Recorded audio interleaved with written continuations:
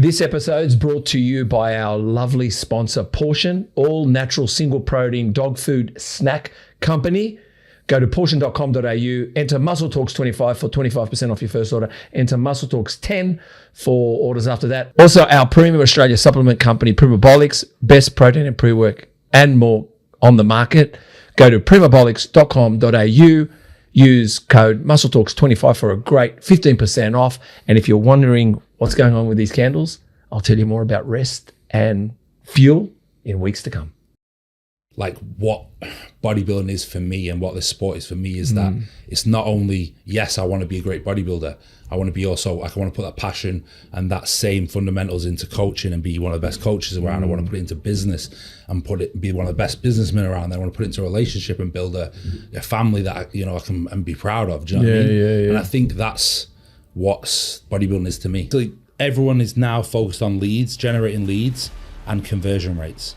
And they've stopped thinking about the actual main thing, the main purpose of coaching, which is fucking results. Yeah, of course. And now people will go, oh, I'll go to that coach because he put out a video of this or he sounds really clever. And then you see, like, you're looking at the page and like, where the fuck are the transformations? Yeah. Where the fuck are the results? And I woke up and the first thing the lady said to me was, you'll never bodybuild again. They said, your bodybuilding's over and your kidneys are nearly in kidney failure, so you might have to go on dialysis. And I was just like, can you imagine waking up from operation and hearing that? I was just like, all I've known is bodybuilding since I was 15 years old. Yeah. I was like, so imagine someone just says that to you and you're like, what's life look like now, you know? Yeah. Goal when I set out to prep in July 24 was just to step back on stage and show that you can, no matter what anyone tells you, you can always come back from it. And no matter the adversity that was given to you, and if you were nearly on your deathbed or if you were told you can't do something, that your mind's stronger than your mind is stronger than anything. And I wouldn't be the person I am today if I didn't go through the adversity, if I didn't go through the failures, if I didn't go through the being stubborn, being all that. I wouldn't be here today, this person with this perception on life. Do you know what I mean? If you want to be super healthy, don't bodybuild and go play golf. Do you know what I mean? It's that simple, because bodybuilding is not a healthy That's a good sport. Hook, Chris. In this game, you're going to get in your head. No amount of detail look videos is going to fix your fat ass. Refeeds for gains. Society has become weak. He likes holding on to a isometrical contraction for 60 seconds, I might add. 17 IFBB Pro cards, 2 IFBB wins, 13 top 5s, 57 overalls. And if you don't believe it, go look at his page and you won't stop scrolling through all his athletes. Quotes on quotes, motivation quotes on motivation quotes, facts on facts. Fuck the logbooks. Don't be a dickhead. Some things are just regurgitated on Instagram. He's possibly a fashionista. Did he imitate Nelly, Bjorn Borg, or John McEnroe wearing that headband? Or who wears it best? Please help me welcome the real Mr. Worldwide, IFBB Pro, Jamie Do Rego.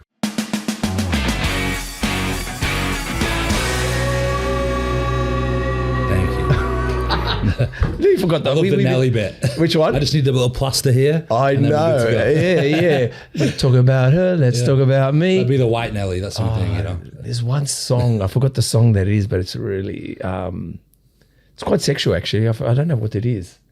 Do you know Nelly songs? No. Nelly was like the OG one growing up, you know. He was. There's one.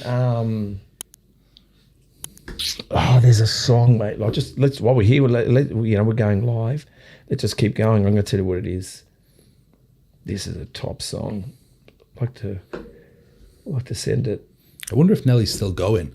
Well, I don't know. Yeah. Well, Nelly.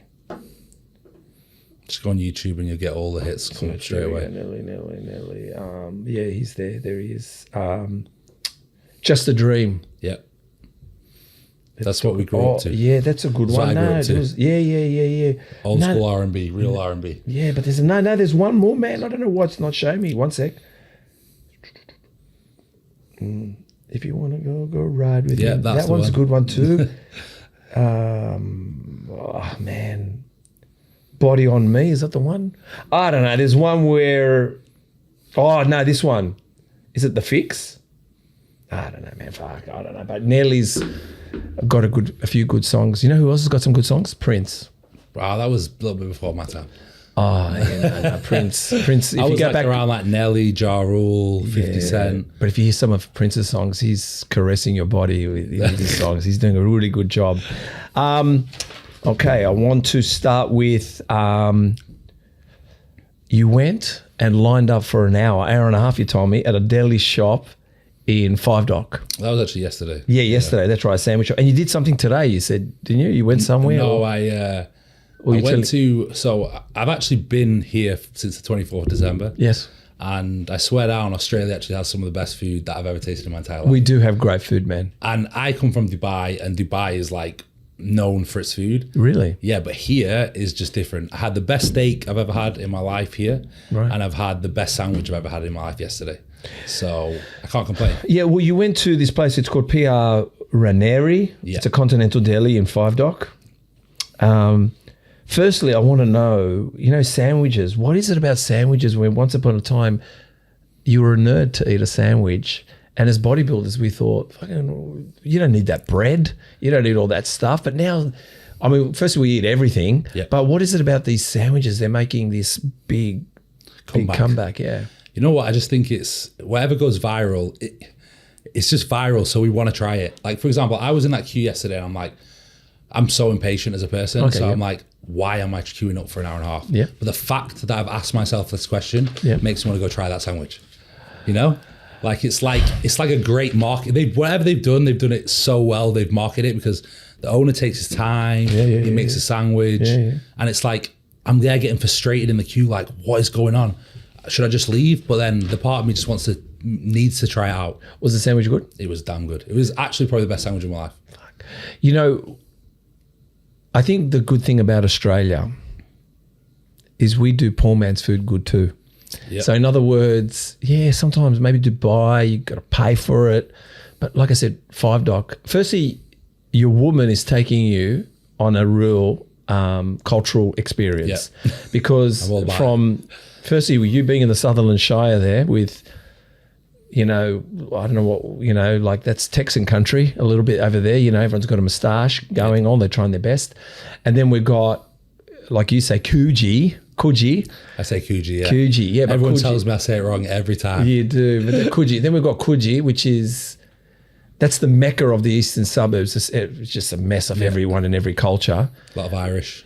Yeah, I think those areas there, Bondi and Coogee, is owned by backpackers. I don't think there's any residents that live there anymore. And then you've got Five Dock where you're going into another cultural area. Man, I'll tell you about me. I'm a sucker for a line. Yeah. I'm a sucker for a line. I remember once driving in Balmain. You'll get to know these suburbs. Yeah, I went through Balmain the last week, I think. All right. You got to go to a place called Rob's Burgers. Okay. Let me just make a note of No, this. write this. I actually do have to make a note of this. No, Rob's Burgers. I'm a sucker for a burger. Number one. I know everyone's going to say number one burger. I've tried all burgers, but this one, Rob's Burgers. Rob's Burgers. And they only have two types of burgers, which is burger with cheese and burger without cheese. Okay. That's it. That's pickle, no pickle. Easy menu to do. Double patty. Single patty. Single patty. Triple and patty. You can push it, and it's and it's done inside a butcher shop. So they close the butcher shop during the day, and it becomes a burger shop at night. Okay, so it's direct from the slaughter. Send my. Next thing you know, we're going to be eating it from abattoirs. Well, the thing is, Rob's Burgers. Yeah, I'm glad I'm telling you that, but. Hey guys, I just want to say thank you so much to everyone who has subscribed, who is following us on all platforms, but especially here on YouTube. And if you're listening to us on Spotify, please, if you could do us a big favor, which helps us reach more people, get better, bigger, greater. We've already had some great guests anyway. Everyone's been a treat.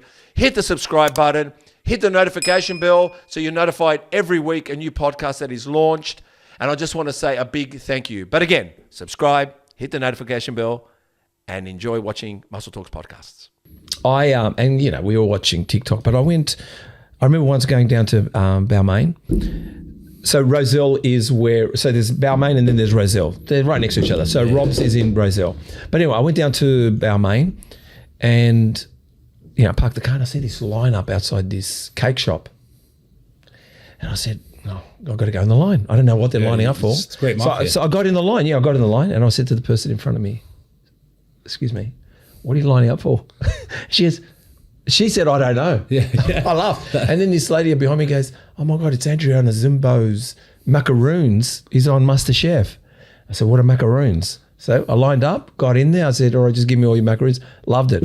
I went and looked at a car once out in the country somewhere. And when I finished looking at the car, I said, we'll just go into the town and see. I said, everyone lining up at this pie shop. And every sign, number one pie in the country. So I've got to try this pie. Yeah. So I lined up, get the front. I go, what's the most popular pie here, man? This one. Take this pie. When Yochi, you know Yochi? Yeah. When Yochi opened good. in Surrey Hills. Yeah. In Surrey Hills, Yochi. I've been there the other week. So Yochi. It's very good, man. Yeah. But anyway, Yochi, I see everyone lining up. I said, what's this Yochi?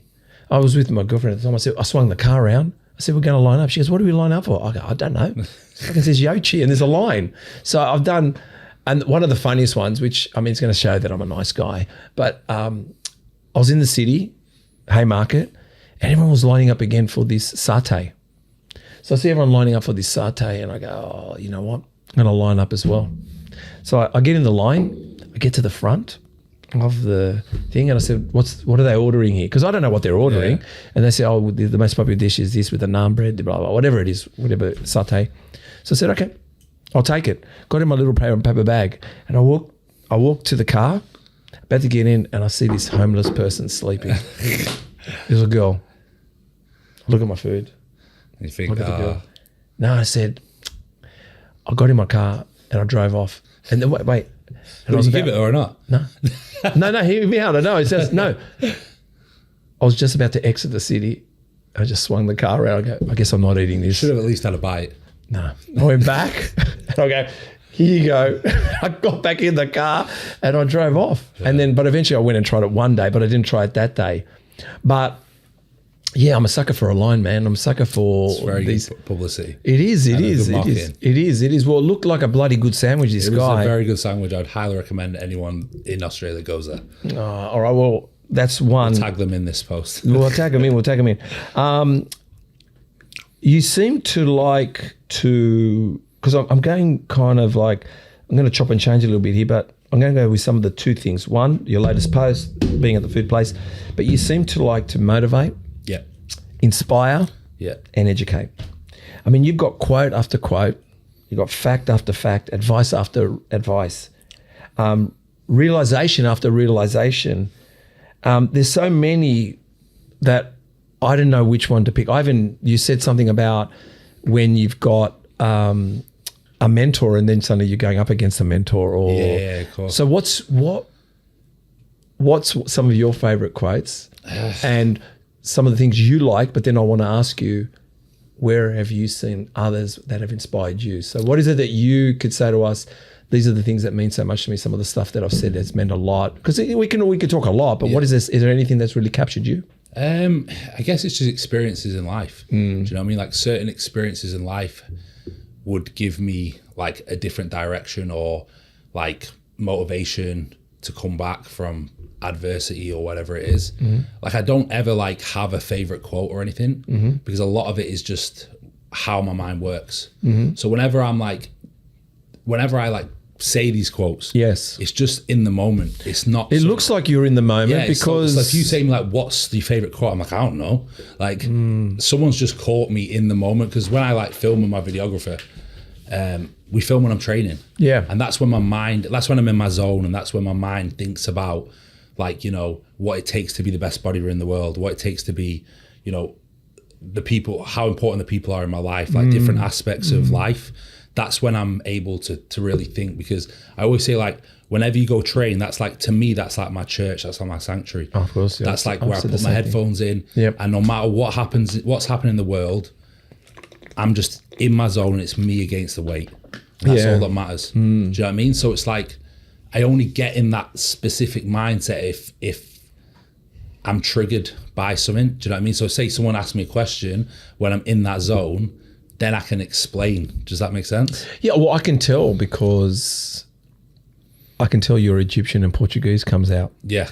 Because your English changes and we're not so articulate. Because sometimes when we're trying to quote something and we're in the moment, it's not as articulate. Like you're just speaking from the heart. So you go back and listen and go, God, that doesn't really make sense. But I know what I'm talking about here. And when I've listened to your quotes, I've gone like, yeah, he's talking in the moment. Because some people can stage it. They can have little fucking cue cards going on and they're reading. But I can see your eyes are daydreaming. You're thinking. Yeah, you're going. And then I could hear you speaking like I said the word wog. Yeah. So when our English is sometimes when we've grown up with European parents or we've grown up with, like I said, people from a foreign country, our English is sometimes broken up in the way we communicate, and I can tell that by your quotes. Yeah, I think it's just like that's when my mind's more active. Like I never go into a session with like, say I'm filming, I'll never go in session with a planned content. Yeah, good. I just go into a session and I'll just like the cameraman will just catch me chatting and it'll just come out, and then I'm like, oh, actually, it sounded really good. Yeah. You know what I mean? It's like because it, like I said, it comes from the heart and it comes from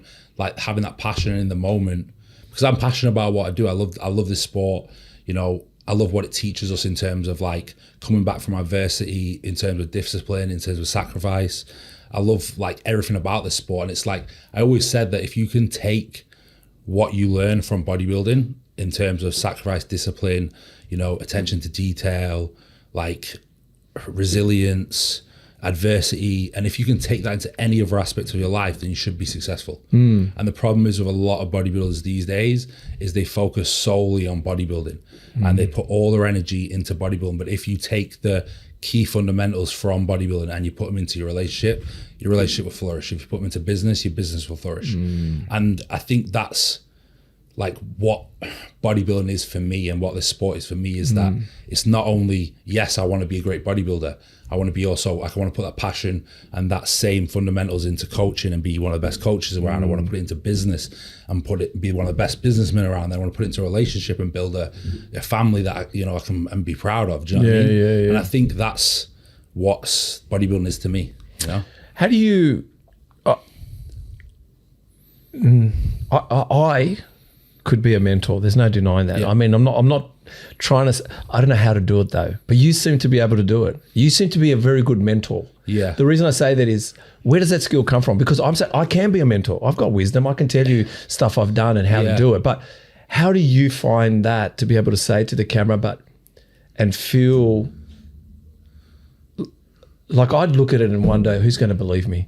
But you do it, but it's just somehow. It's a magic. There's a dance with it, the way you're doing it. Yeah. What makes you feel like you want to speak out, like you want to talk, you want to share that and be that mentor? I think because where I failed, I don't want others to fail, Wow. It's because like the way especially in terms of like, say, let's put it into like even bodybuilding, coaching, business, whatever you want to talk about, like where I failed, like I've been there and done that. So if I can help pass on any knowledge that helps someone else out. Like I always put it in this perspective. When I was young, I wish I had someone who could tell me, don't do that, Jay. Like a mentor? Yeah. Did you have one? No. And have you got one now? I have like people who I look up to and respect. Okay. Definitely yes, but like. Or are you becoming the mentor you wish you had? Yeah, almost in that perspective. Like, I mean, I always remember myself as a kid bodybuilding and like trying to work with a certain coach, but they're not giving me any time because at that time I was a nobody. So for me, I'm like, imagine being that 20-year-old kid when someone actually truly believes in you and wants to see the best. Because I always put it this way, like, no one knows our genetic potential when we're 20 or 18 or 17 or 19. Like, yeah, we could look okay, but no one really knows where you can take it without the constant discipline, sacrifice, and years of that consistent work. So it's like, I always think that, well, if I had that person who believed in me back then when I was 17, 18, would I have been a better bodybuilder today? Do you know what I mean? Do you like the underdog? I definitely love the underdog. Yeah, I can tell. I love the underdog. I'm an underdog person. The story, like I can't stand arrogance, but I love an underdog. I love someone who, when I see subtleness in their eyes and they're trying to ask for help, and I go, fuck, this brother needs help. And as well, like I think that as a lot of males these days, we don't ask for help. No. We're scared to ask for help. Like I'm the worst for it. Yeah. Like, I will get myself out of my own problems. Do you know what I mean? Yeah. In my own head. Yeah. And sometimes like I'll be straight. Like even the other week, I was in my own head and I just needed someone to speak to. You know what I mean? And sometimes I'm just there like, just get yourself out of that moment, Jay.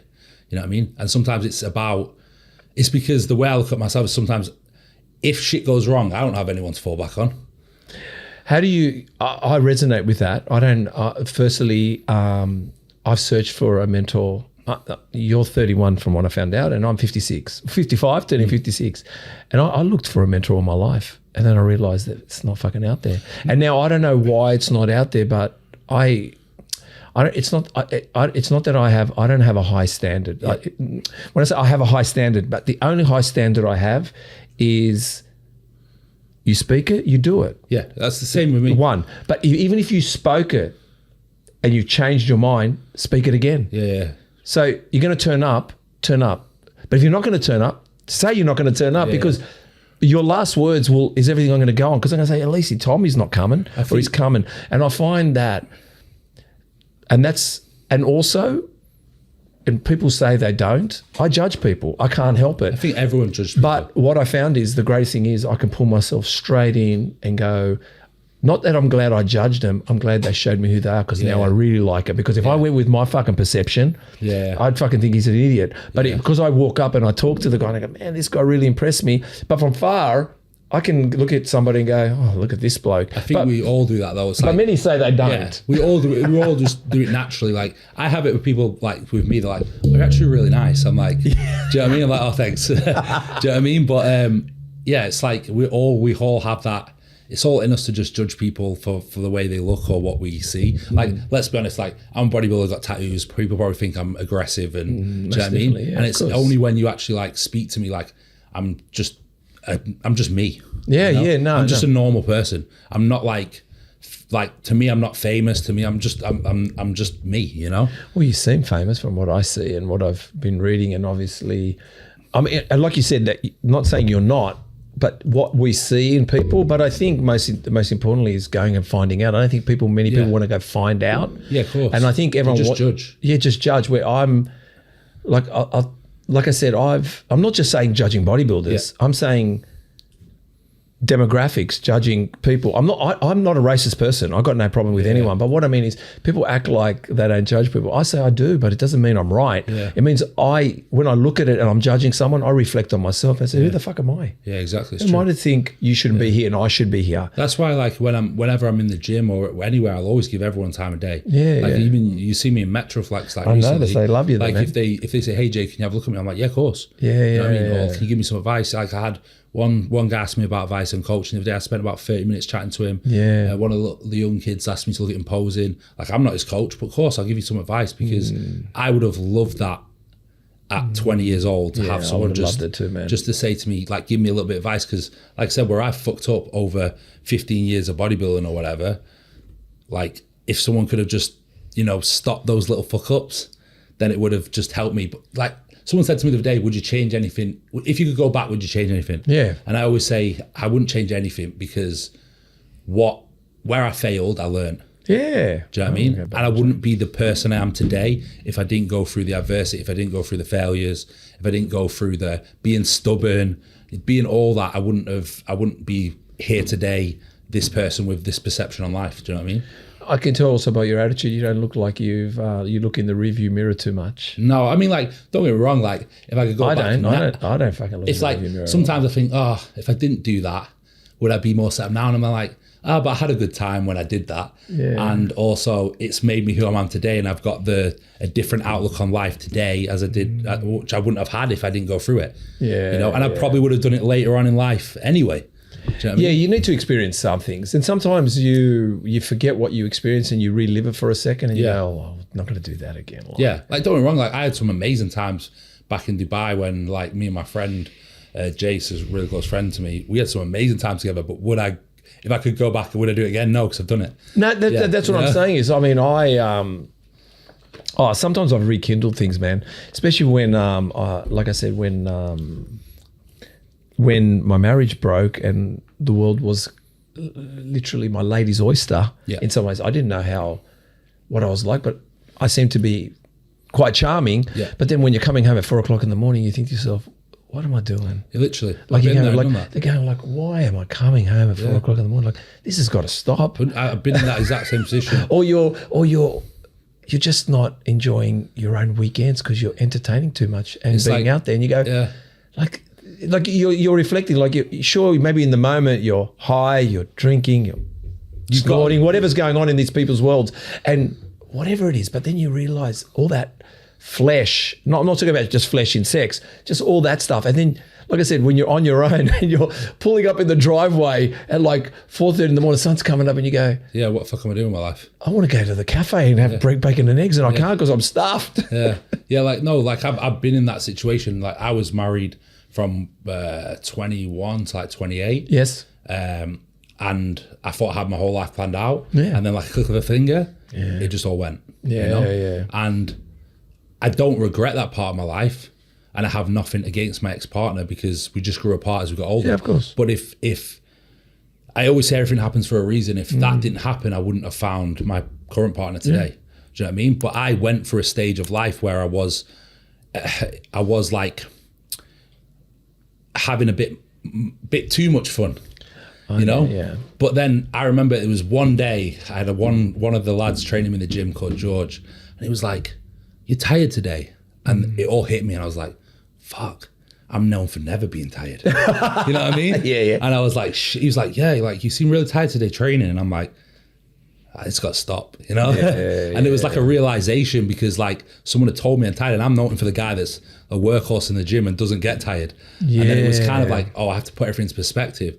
And then you kind of realize that it's like one of those things where you got to take a step back. And it was when I hit like 29, 30, when I thought, okay, you can have all the money in the world and you can have all the money you want, you can have nice cars, you can have nice watches, but if you haven't got anyone to spend time with, what's the point of it all? Man, I remember when that happened, when I had that realization, I sold everything. Sold all my cars, sold all my watches. I was like, all this stuff is actually just toxic because as a bodybuilder's mindset, I think you're always thinking, what's next? What's better? So the moment you put that into like materialistic things like cars, watches, you're always looking for the next best car, the next best watch. Do you know what I mean? And you stop to think about what's the meaning of life. Yeah, I agree with you, man. So you were 21 to, you said 21 to 27, 8, yeah. All right, so 7 years, 8 years. I was 22 years with someone. And I see it as a blessing not being with them now because I've learned to be, or I try to be, I'm not saying, but I've learned to be better, when I say a better lover, I'm not talking about just a better lover in everything. Yeah. But also more attentive. And you're right. Sometimes it sounds strange. People believe sometimes I don't want to get them straight to the sack because I already know that's a given, but I wouldn't mind a great pizza with them and a nice or even going out and having an espresso martini and having conversation. It's like, does that make sense what I'm trying to say to you? Where it's like you kind of, you've got to like sometimes consciously just enjoy the moment. Yes. And I get like that. So this is really funny to speak about this because this really resonates with me because in prep, I'm very focused. Yes. And even though like this prep, like my last prep I had a lot of like flexibility because I was in a good position where I could go out for a meal, but I wasn't present in the moment. And every single prep, you learn a little bit more about yourself. And like after like all the adversity I've been through, I think the one thing that's like really made me start to think is I need to be present in every moment and really take it in because life is just all about memories and moments. We can't take no money to the grave of us. Like all that matters is that I was saying this to a friend the other day, a really close friend of mine, is like the meaning of life is actually pretty dark when you look about it because all it is who we inspire, and who we leave things behind for. And that's really it. And in between it's just memories and moments. Well, it's funny, like I said, you say that. I'm reading a book at the moment called The Subtle Art of Not Giving a Fuck, right? And it actually speaks about not giving a fuck. But the funniest thing is, what it says is that we give too much of a fuck. 100%. And we give a fuck about the batteries running out on the remote control. Yeah. And we give a fuck that we missed out on the 2-for-1 special hand sanitizer. Yeah, rather than the actual important shit. Yeah, the important shit. He goes, you should give a fuck about the important shit, but you just give a fuck. Like and that's why you shouldn't give a fuck. It's like you should give saying good night, saying good morning, which seems so like... But don't you think sometimes, and the other thing is, I was telling somebody, and I know this sounds probably a little, do you know, more people turn up to your funeral than they do turn up into your life. So when you go to someone's funeral, the room is packed with people, and these people haven't seen this person probably for 10 years. Yeah. And sometimes when people talk to me, I said, listen, if you don't want to see me when I'm living, don't come and see me when I'm dead. Yeah. Oh, you don't need to come and see me when I'm dead. It's really dark when you. It's dark when you look at it. When you look at like actual meaning of life, because like I said, it is just who you inspire and who you leave things behind for. Yeah, you know what I mean. So what I say is, if you want to come and see me, come and see me. If not, you don't have to come and see me at my funeral. But someone said to me once, "Oh, why don't you come around and visit?" I said, "Why don't you?" Yeah, and it was like silence. Yeah, of course. Yeah, because I'm the type that will come and visit, and I said, "No, why don't you come and visit?" Yeah, and I was like. Was just she's I think it's just as you get and older. It was like they were trying to think like, yeah, why don't I come and visit? I said, yeah, why don't you come and visit? Yeah, like come over. You know? Yeah. I think it's as you get older, you start to like your circle starts to get smaller. Well, you do cull. You start to learn to cull. Yeah, Cull's and a you great start thing. to just make time for the real people in your life. Like I can count my real friend. Like don't get me wrong, I get on well with everyone. Yeah, of course. And I'm friendly with everyone, and I'll make time. Like I'll always speak to everyone, but the people that I'll truly make time for, I can count on like 1 or 2 hands. Yeah. You know what I mean? Like literally 1 hand, I can count. And since we're talking about the one thing I've realized with relationships, myself, I'll say it out loud. I don't know if I can continue this strike rate, but. I'm still kind of seeing this girl, but for a moment we had a little bit of a moment, and she said to me, "You're 95%." I know it's going to sound amazing, the two of you to know the 95% guys in here, but I'm the 95% guy. She said, and she said, "You've ruined it for all guys. You're 95% above every other guy that I know and what you do." And the first thing I said to her was, "What was the 5% I missed out on?" That was one. But then she said to me, no, but this is what I said to her. I didn't ask her what it was. I said, I believe it. I said, I orchestrated it. Because I said, every other motherfucker won't give a fuck about the things I thought about. Because when I sent you a poem, I didn't fucking want to send you a poem. Yeah. But I knew no one wants to send you a poem, but I will. Even though we can resist things, when you send it, you've handed it over. Like you've done, like, so what I'm saying is, if I wait for her to send me a poem, there will never be a poem. Yeah. 5 poems, though, there's never a poem. 10 poems. But guess who's 95%? Yeah. Do you understand? Oh, you put a glass of water next to me in my bed. Oh my God, you're up and you're already doing great. Because when you do these things, like you want to be the best bodybuilder, and you want everyone to remember your. So I want to be the best guy that no one comes next to me. Yeah, of course. So in life, Yeah. So the things you do, like when let's say I cook for somebody. Don't worry, I'm cooking for myself too. You're just lucky you're eating with me. No one understands you're winning. When I send the poem, I can't believe I worked out how to do a poem. Yeah. But when you hold back and you're measuring, you're never going to be 95%. So what I mean is, it's not what you hold back on and what you think you are. It's so when someone walks away, I've realized I've exhausted that area. I don't have anything to give you. Yeah. So when she said like 95%, I said to her, my words were, I orchestrated that. She was like, you sound cocky. I said, no, I orchestrated it. I had to manipulate it. Yeah. I worked on that. It wasn't magic. It wasn't magic into existence. I didn't do magic. I said I knew what I was doing. And that's why you experience what you experience, because most of them, like I said, they all think you're replaceable, which is understandable. But most that do fucking nothing for you are replaceable. Yeah, of course. Most girls and guys are replaceable that do nothing. Yeah, 100%. But I think that's also maybe the type of person or mindset that you have, because again, if you take that into every other aspect of your life, are you like the 100% into 100% into that? Whereas like in most relationships or most guys, like they're probably just not that bothered.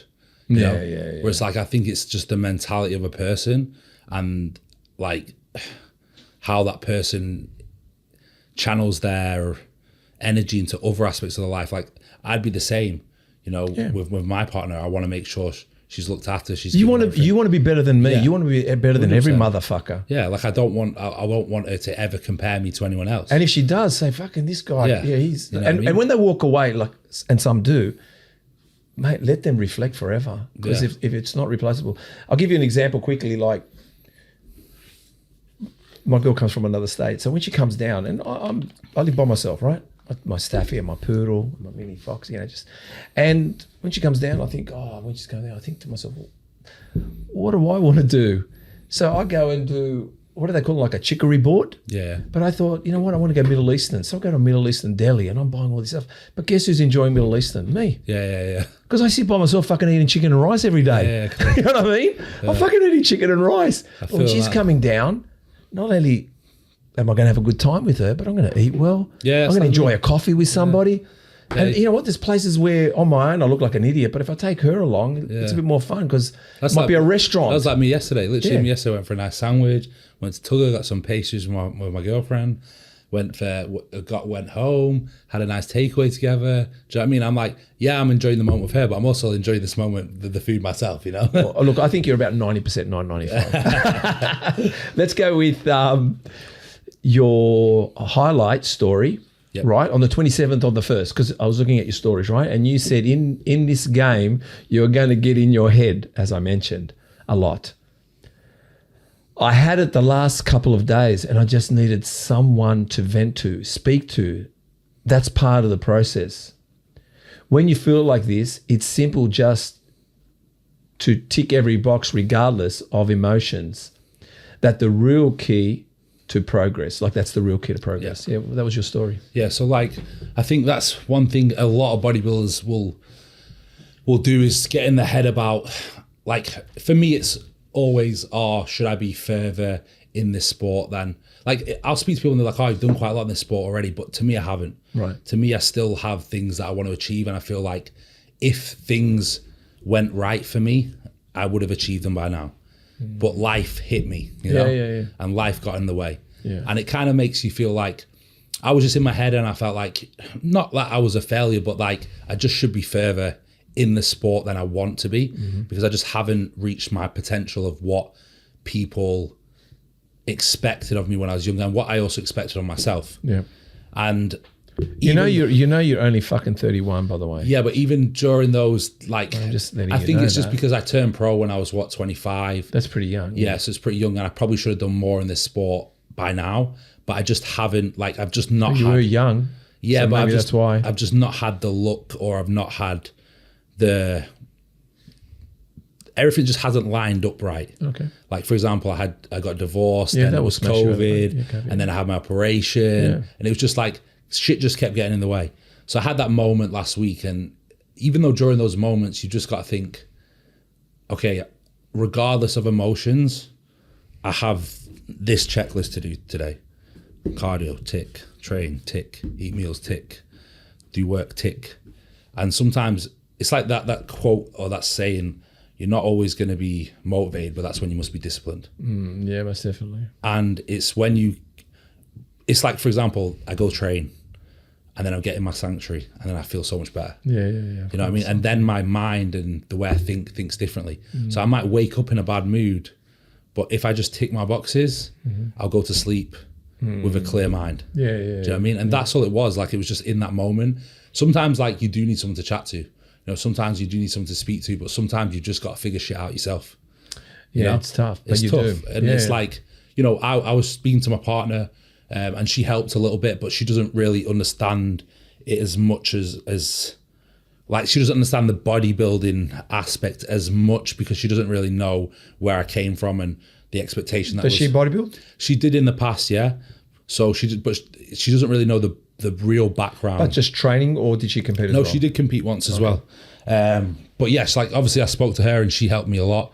But sometimes you've just got to figure it out yourself. And sometimes that is just a case of just doing your routine, doing your plan that's set out to do, and just ticking your boxes and just go into your sanctuary. And I knew that when I go train, I'd come out feeling better, you know? Well, I guess I think the biggest mistake we make, and I'm starting to realize that carefully, but when I do look back, some of the biggest mistakes I made was seeking advice from people that aren't doing what I'm doing. So when I needed business advice, I spoke to people that didn't even have business. Like, what do you think I should do? And then when I look back, I go, fuck, that person's never been in business. What? I was doing a house once. I was in the midst of this on my own. I don't know how to build a house, but I was building a house, and I decided to speak to people that never built a house. And as well, I think, and that's a mistake. But you said something about when you go to the gym. See, when you hang around that, and this is also the thing is like you can look to people for advice, but also the type of person that you ask for advice is very important. 100%. That's what I was trying to say to you. You need to have. I would always try to speak to someone with a very open mind and would see it from different aspects, because a lot of people in this sport are very stuck in the way. So you could go ask for advice and it's just their way or the highway. You know what I mean? So the reality is you need to speak to someone. If you are going to speak to anyone about any advice, you need to speak to someone who has an open mind that can see it from multiple angles. And also sometimes in this sport, it just came to me, and you can correct me if I'm wrong. You're, like I said, you're a very young man, but very mature and reflecting a lot at it. But I get it. Like it, I get what you're saying. I think sometimes when you're saying you should achieve a lot as well, I think it's not just in bodybuilding. I think in your personal life where you want to be in certain foundations already built and put in place, but while bodybuilding is going. I think in myself, what I've realized when I'm listening to some bodybuilders, like I said, I mean, I'm all right for 55. I'm doing all right, and I, like I said, I have good seasons, bad years, bad 5 years, good 10 years, whatever it is.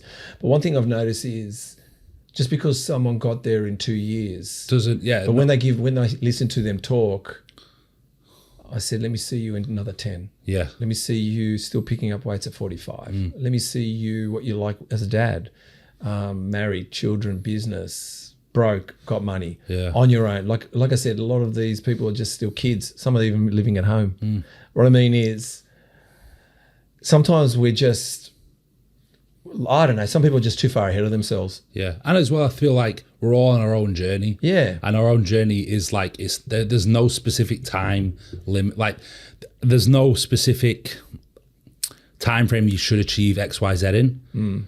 And life happens and shit happens that you have no control over, It's like, I always actually put like Samson, the current Mr. Olympia in a very... How old is he? I think he's 38 or 39 now, but he only found his stride at like 36. Do you know? Mate, I think he's got, I don't know his story, but even that his wife coached him towards the end. Yeah. I mean, some of the risk factors he took there and believing in himself, which got him there. I mean, not to say that Milosh wasn't good or whoever wasn't good, but I guess he banked on himself. Yeah, of course. And I know Samson, not personally, but I know his journey because he was in the British scene and he wasn't winning the British finals when he was an amateur. He was getting beat by James Jahal, James Hollingshead, all them guys. And he has just trajected over the last 2-3 years. But it sounds like he's finally found his stride in terms of what keeps him mentally in a good place, what works for his body. And I think sometimes we're still, like, I feel like I'm still trying to find that. And I feel like I haven't found it yet. And that's where I feel like sometimes it's where I feel like I should have found it. But again, we're like we always said, like life happens, things happen. And I truly believe that one day I will find it. But I think my biggest problem is I need to believe in myself more and my ability to, like, for example, everyone always talks about how I always nail clients in condition, in shape, on stage. Yeah. They're always like, why don't you prep yourself? And I'm just like, I know, but I just... Sometimes we can't take our own advice. Exactly. And sometimes I want to... Just what it is. I just want to, for one, just take my own advice and just do it my way and just see what happens. It would just be great to do that, But I think for me, it's just... Yeah, I just need to, like, I know I'm my own worst critic. I'm my own worst enemy. Like, I can give advice, but sometimes it's funny because I watched one of my videos the other day, and when I was in my own head, I was like, damn, I need to start watching my own reels. I was like, because I watched my reel on perception and how you perceive a situation. I was like, shit, I need to just start watching myself because, like, what I'm saying, I need to just take it into account as well and do it myself. And yeah, like, I think like I truly believe I'm going to get there one day. It's just I just need that the right things to fall in place, you know. Do you do rituals and habits in the morning, or do you have rituals and habits? I'm just here I have like got into a nice real like. Do you know what I love about Australia is I find that I'm at peace here. Okay, yeah. And I find that mentally I'm in a better place, and that's why I can see myself being here in the future, because I feel like I'm more at peace and I feel like I have more clarity in thoughts. And I think that's Do you think it's because we're an island so far away from everything? No, I actually think it's because like my morning routine is just very much set in stone. Like I'll go out in the morning. Yeah, what's your morning routine? Like I'll get up in the morning, I'll go walk by the beach, you know, just hear the ocean, hear the waves. Sometimes I'll sit there have a coffee, and then I'll go do my morning cardio, do my cardio, stretch, go in the sauna, and then I feel like my day is just, okay, it's my day now. Yeah. You know what I mean? And I think that that's what I don't have in Dubai, which, like, I love, the thing that I really love about here is it's got like heart, whereas Dubai is a little bit soulless. Yeah, I can see your point. It seems like a lot of the stories I'm hearing, I mean, I've never been to Dubai, and it seems like everyone's, you know, showing off a watch or just showing off. I mean, don't get me wrong, it's an absolutely amazing place. No, I believe it's amazing. I'd like to go there. I was telling Chris, sometimes look, you're new to Australia. Sometimes I think Australia's shit. Yeah. I'll be honest with you, because when you've been here for so long, you think you bag your own place. But you know what I've realised, again, reading this book, Subtle Art of Not Giving a Fuck. Yeah. So I've got rituals and habits in the morning. So when I get up, I try to serve my dogs. Yeah. Meaning they're a soul. So I think, all right, let's get them a bone.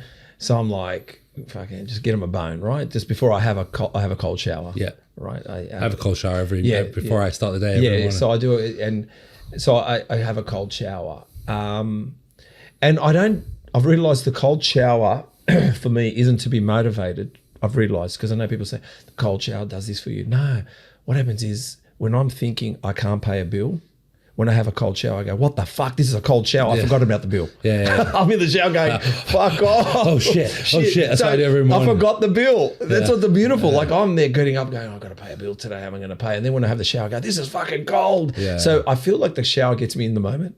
Yeah. Makes me forget about these anxieties as soon as you get out of bed. So when I hit the cold shower, it's not that it motivates me, it just makes me find hell straight away. And then fresh start. It is a fresh start. Yeah. And so then I walk to the kitchen and I think, all right, I do like a Turkish coffee. Yeah.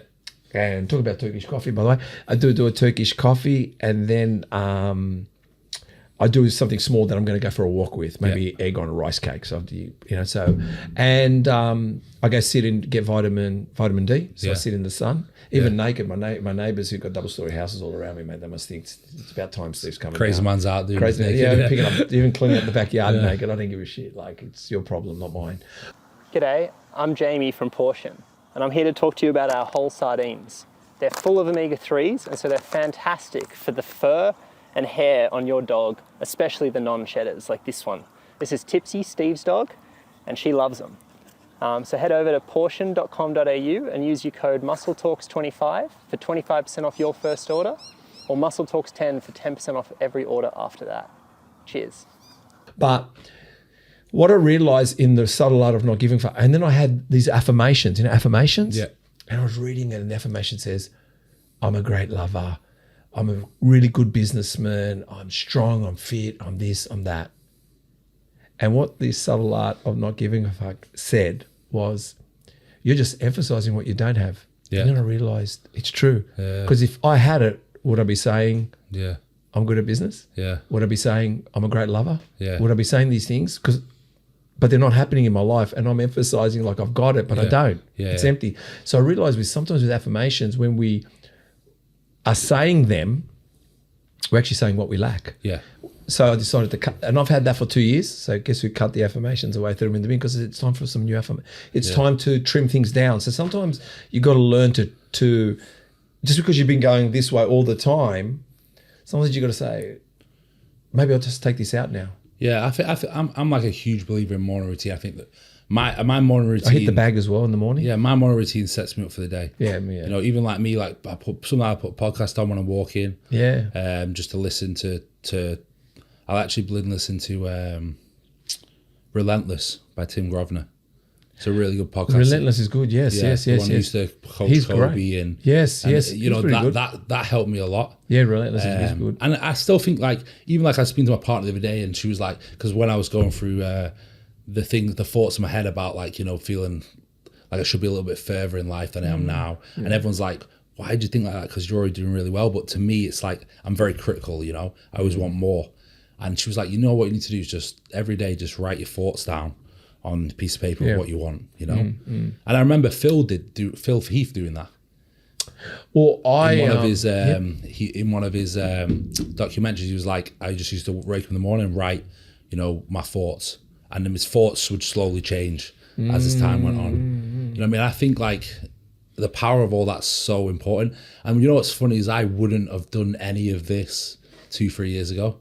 I think it was after my operation, it made me really think about life in a different perspective. Like, you would never have found me go for a walk by the beach. I'd be like, walking? Hell no. That's more steps, that's cardio. I'm just going straight to the gym to do my cardio. But I think when life hits you in a certain way and you start to realize what's important, you start to understand like how important routine is and keeping your mindset in a very good place year round, you know? Yeah, I think you've got the best discipline in the world, which is bodybuilding, because the great thing about bodybuilding is not like golf, soccer. There's no retirement period in it, right? And you can get better at it all the time, and you can fine tune it all the time. But you know yourself, you're a good businessman without bodybuilding, but you're a better businessman because you bodybuild. Yeah. I'm a better lover because I bodybuild. Yeah. I'm a better dad because I bodybuild, because I love going to the gym. Yeah. But because I go to the gym, I feel better when I wear my Ralph Lauren pink collared top. I look better in my slacks. Yeah, my shoes look nice. I seen you're a bit of a fashionista yourself. I'm going to talk about that. But what I'm getting at is, I suppose you just got to I think maybe from what I'm hearing, I'm not here to, maybe you just need to not just push it in your sport. I think you're trying to build some fundamental securities in your life, and I think you need some stability. I think the bodybuilding isn't going to the next stage because there's something underneath it that hasn't been set in place, and it could be. Don't get me wrong. It could be you being like, for me, there's two things I love, or three. I love my kids, of course. I'm just saying, love kids, bodybuilding, and business. Yeah. Then everything else. Yeah. Why? Because everything else gives me. So why I love those three things together, because they make me like do this podcast. They give you a bit more purpose. Heaps of purpose. Because I think, and there's some purpose that I think you're looking for. Yeah, I did a reel about this a while ago, saying like, if you actually look at any of like the greats in the world, they always had a very stable life. I'm talking like stability in family, stability in like a wife or a woman behind them. 100%. And I think that's like, I'm lucky now that I have my partner who, like, I can see. Coffee? Oh, yeah. Yeah, I'm lucky I've got my partner now who I feel like I can actually build a life with. Good. And that makes me feel like a lot more stable. Whereas in the past, I've always questioned a lot. I've always questioned like, okay, can I really see myself with this person for a long time? And I think that's giving me a little bit more clarity, because I'm almost thinking now of building a future with someone, which kind of like makes everything else click a little bit more. Yeah, you got, like I said, we're probably on the same level of, it doesn't matter where you're at, but what I've realized, every breakthrough I've had has been the sacrifice I gave. And sometimes you can try to be the best bodybuilder. You can be the best bodybuilder and you can go on stage and win comps. Something's going to give. Yeah. But if right now you can't take your own advice, Yeah. but you seem to be giving it to others, well, they're obviously paying you for a service, but you're not investing that service accordingly, then I wouldn't be focusing on getting on stage. Yeah. I'd focus, what the fuck am I doing with the money? Yeah. And what am I doing with my stability? And what am I doing with that stuff? Because if I just jump on stage, Yes. it's just something's going to give somewhere 100%. else. So, but stage requires cycle, money, time, commitments, sacrifice. So what I'm getting is you just can't have your cake and eat it. Everyone believes you can have your cake and eat it. Yeah. So for me, I'm just saying to you that there are times, no joke, where I'm like, That's why I said the serving mentality. Once you realize, like I said, you just can't. Like at the moment, because I'm building business and I'm looking at investing in some stuff. Guess who's doing a lot of home cooking? Yeah. And guess who's eating really well? And guess who loves his home cooking? Me. So what I'm getting at is, I think this is what I'm saying to you, that yeah, maybe I'm not doing things that I was doing 10 years ago, but when I look before that 10 years ago, why I was jetting around and had 8 properties. Yeah.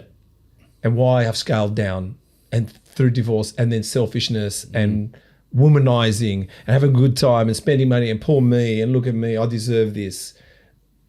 But then when you go, fuck, no, we're building back. And you go, how do I build back? You won't see me this weekend. Yeah. I'm in bed at 9 o'clock on a Saturday night. So that's me. It's like Saturday night, 9 o'clock. Like he's I'm bed at 9:30 every day. but what I'm getting at is what the best thing about going to bed at 9:30 at night? I'll tell you what the best thing about 9:30 at night is. If I can get up at 6 o'clock in the morning and I'm on a beautiful walk with my long black. 100%. I agree. And that's rich. Yeah. That long black, I'm rich. Yeah. Where I could have gone to. It's just perception. Could have gone to a great steakhouse down at fucking and been out to Barangaroo.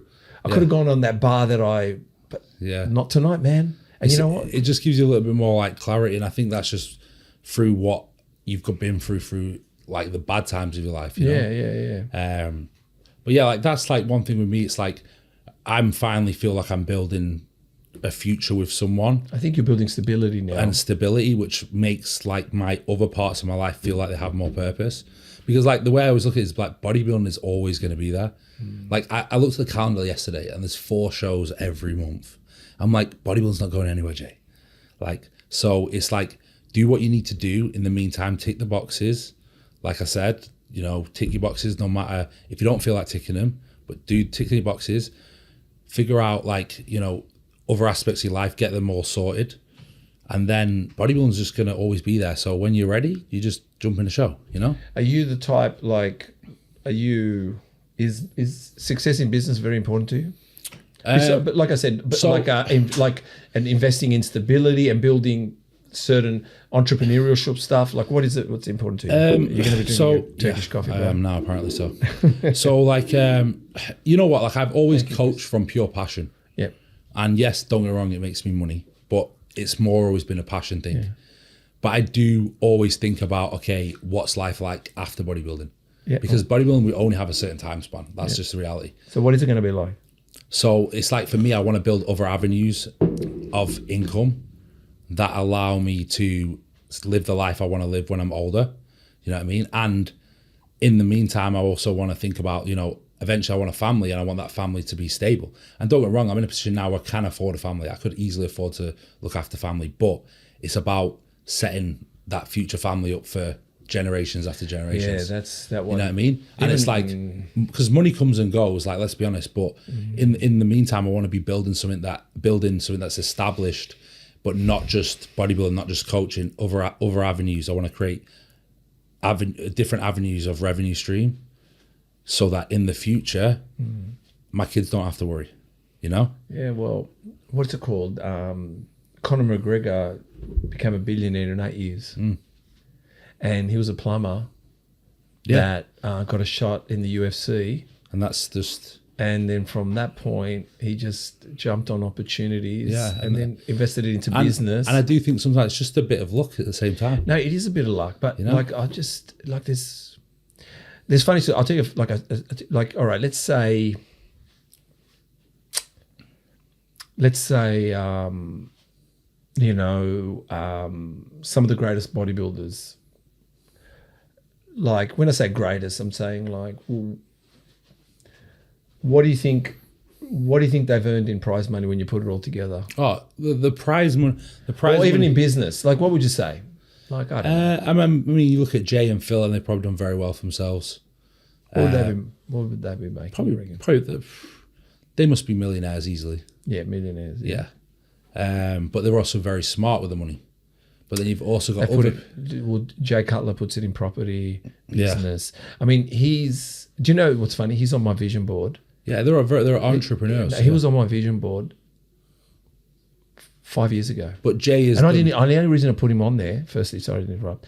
The only reason I put him on there is that he won 2 Olympias, lost it, and came back. He's the only one to do that. Yeah. And I thought the resilience to lose, most walk away. Yeah. He came back to win it. No other bodybuilder's done it. But then I didn't realise his intelligence in business as well. Because he's done exactly what I said. And if you take the aspects of bodybuilding into business, you will flourish. Do you know what I mean? Hence doing a peanut butter dog business. Exactly. So what I mean is, and that's what I was trying to say to you, that I'll give you an example, a funny example in the gym world.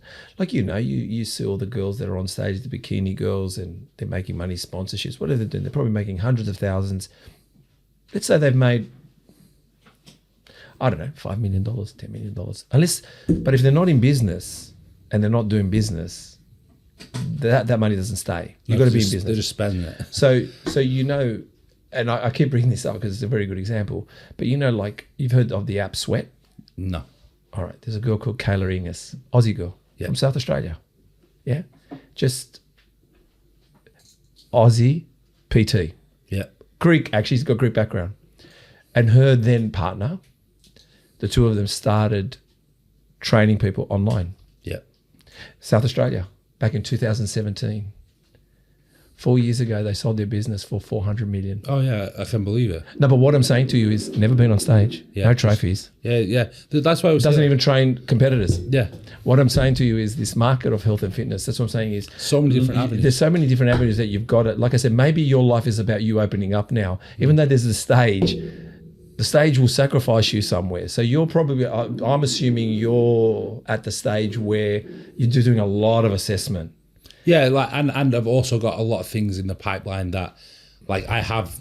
We had a meal prep company in Dubai. Oh yeah, Raw Foods. What's going on with that? So that was breaking even, and now we're trying to figure where to go with that now. But I mean, like, back in the day, I had like clothing company, had a website, clothing company. Raw Foods, then obviously I had my coaching business. So I had multiple businesses. Wow, you are a businessman, man. But it's like, now I'm trying to diverse in things that I truly believe in. Okay. So it's like, I have something in the pipeline coming soon, which everyone can't say now, but everyone will know soon. You sure you don't want to give it away? Yeah. No one's listening. This is Chris here, man. So yeah, we have something that we're working on now. Okay. Which is going to open up another avenue stream. And then obviously I have my coach, and I've just brought on coaches under me, which again opens another avenue stream. So it is all planning for the future. All right, I think you're just in your brain right now, just strategizing, and probably, but you're probably fighting this stage thing at the moment. Maybe you just got to calm down a bit. Yeah, it's more like I've got, like, I'm a thinker. Yeah. So I try set things up in the future, and I don't just think about what's happening next month. I think about 5 years, 10 years time. So I think sometimes, because I'm a thinker, I overthink things so much that it can overwhelm me. Yeah, of course. Do you know what I mean? But like, I know that bodybuilding's always going to be there, but I also know that I still have these personal goals in bodybuilding that are just my goals. What's your goal? I want to make it to Olympia. I want to be known as one of the best bodybuilders in the world at some stage. So have you been to Olympia? Not yet, no. So whether that will just be once, I don't know, because... So you are an IFBB Pro, but you haven't won a pro show. I haven't won a pro show yet. Okay. So it's like, that is something that I want to achieve. And you're opens, correct? I'm 212. 212, yeah. Right. So that's something that I want to achieve. Fucking big for 212. Is that how big you guys are at 212? Yeah, so that's something I want to achieve, but as a bodybuilder, who knows when I get there, you're always what's next. I think you're close. Yeah, so I think, like, once I achieve that, then I'll know what's next. But even on my own personal journey, I still need to think about the journey outside of bodybuilding. And that's where I think a lot, and I try to plan a lot for the future of that. And I think it's since I met my current partner now, it's the first time in my life that I truly started to think about a future with someone and family and stuff like that. And I think, again, then you start thinking 5 years, 10 years, So there's a lot of things going on at once. I might have to change my thoughts on you. Yeah. You know what, to be honest, do you think that Phil Heath and Jay Cutler, do you think when they were going for Olympia and getting Olympia, do you think they had all these other business things going on, or they just made sure they finished the task? I think they had all this business stuff going on. Really? Yeah, because I know Jay and Phil did. But you know what's really funny is... Because I was trying to think, maybe you've got to finish your task ahead first. I think that I know Jay and Phil did, because I remember watching them when they were prepping for Olympia, and they were like going and Jay had his... Phil had gifted athletics. What do you have? Gifted athletics and gifted nutrition, yeah. which he sold eventually. And then Jay was doing his BPI and his Monkey brandwear. I think it's just... we can't just focus on the task, because if we just focus on the task, then we ain't going to make no money from any other avenue. And then we're just going to be another broke bodybuilder. Do you know what I mean? So I think the top bodybuilders are thinkers, and they're businessmen and they're entrepreneurs. And the reality is you've just got to diverse your time as much as possible to get where you want to in life. Well, maybe you've got to just try to mimic them. But you know what the funny thing is I remember listening to the Relentless podcast, and he says the best thing to do is just don't think. Oh, let me tell you about that. Do you know what I mean? So I think like once I grasp, and I'm starting to slowly get it, but it takes time, because I've got to also be very comfortable in the way I'm doing things. Once I grasp the task of just not thinking about bodybuilding, and this is exactly what I said on the message, that's why you just got to tick your boxes, because as soon as you realize that bodybuilding is all just about ticking boxes, then your ability is not to think. Well, yeah, of course. But what I'm saying to you is, I know Chris has heard me say it, I've said it before, thinking is a waste of time. It is. And I don't think, and I'll tell you why I don't think. Now, I'm not saying I don't think, but what I'm saying, hence why I jump in the shower to get into the moment of this water's cold, right? But when I say I don't think, I just know I need to know. So what I mean is, if I think, excuse me, it's taken forever for me to make that phone call. Yeah. But it's also taken me forever to... if you just do it, it just happens. It's also taking me forever to create these products. Yeah. So rather than wondering if they work, how about I first find out, can I make them? Yeah. And then when I make them, then I think about, can I sell them? The hardest thing is to not think. That's what I don't think. And it's true what he said. I don't think. Because when you think, so the phone call, just make it. Yeah, just do it. Because I was talking to, what's his name? Will from Primabolics. He was saying sometimes the anxiety of making the phone call. I said, it is the anxiety. Once you make the phone call, when that phone starts ringing, my heart's racing. Yeah. But I don't have anxiety now. My heart's racing. Yeah. And when you pick it up, there's no heart racing. Now we're acting. It's just like you said about not giving a fuck. No, you just do it. Yeah, do it. Yeah, you just have to do it. And that's like the thing that I'm slowly starting to grasp. But okay, yeah. It's you know what, why you think is because you don't want to let yourself down, and you don't want to let anyone else down. And I think that's why you don't think, was when you just don't care. The best I was as a bodybuilder, I swear, like when I look back on photos and like previous shows and all that, I just didn't give a fuck. And that was just the reality. And I think where I went wrong in the last 2-3 years is I started to think too much. And that's why I've started to go strip it all back and just be like, Jay, just tick your boxes and just enjoy it. But at the same time, yeah, but because you want to reach these certain levels, that's when you start to think more. But the better you'll be a better bodybuilder by just not thinking. Yeah, because as Jim Grosvenor, his name is? Yeah, Tim Grosvenor. Tim Grosvenor. See, what's happening is a lot of people, I think we spoke about relationships and sending a poem. I don't think when I send the poem. You just do it. Because I'm not thinking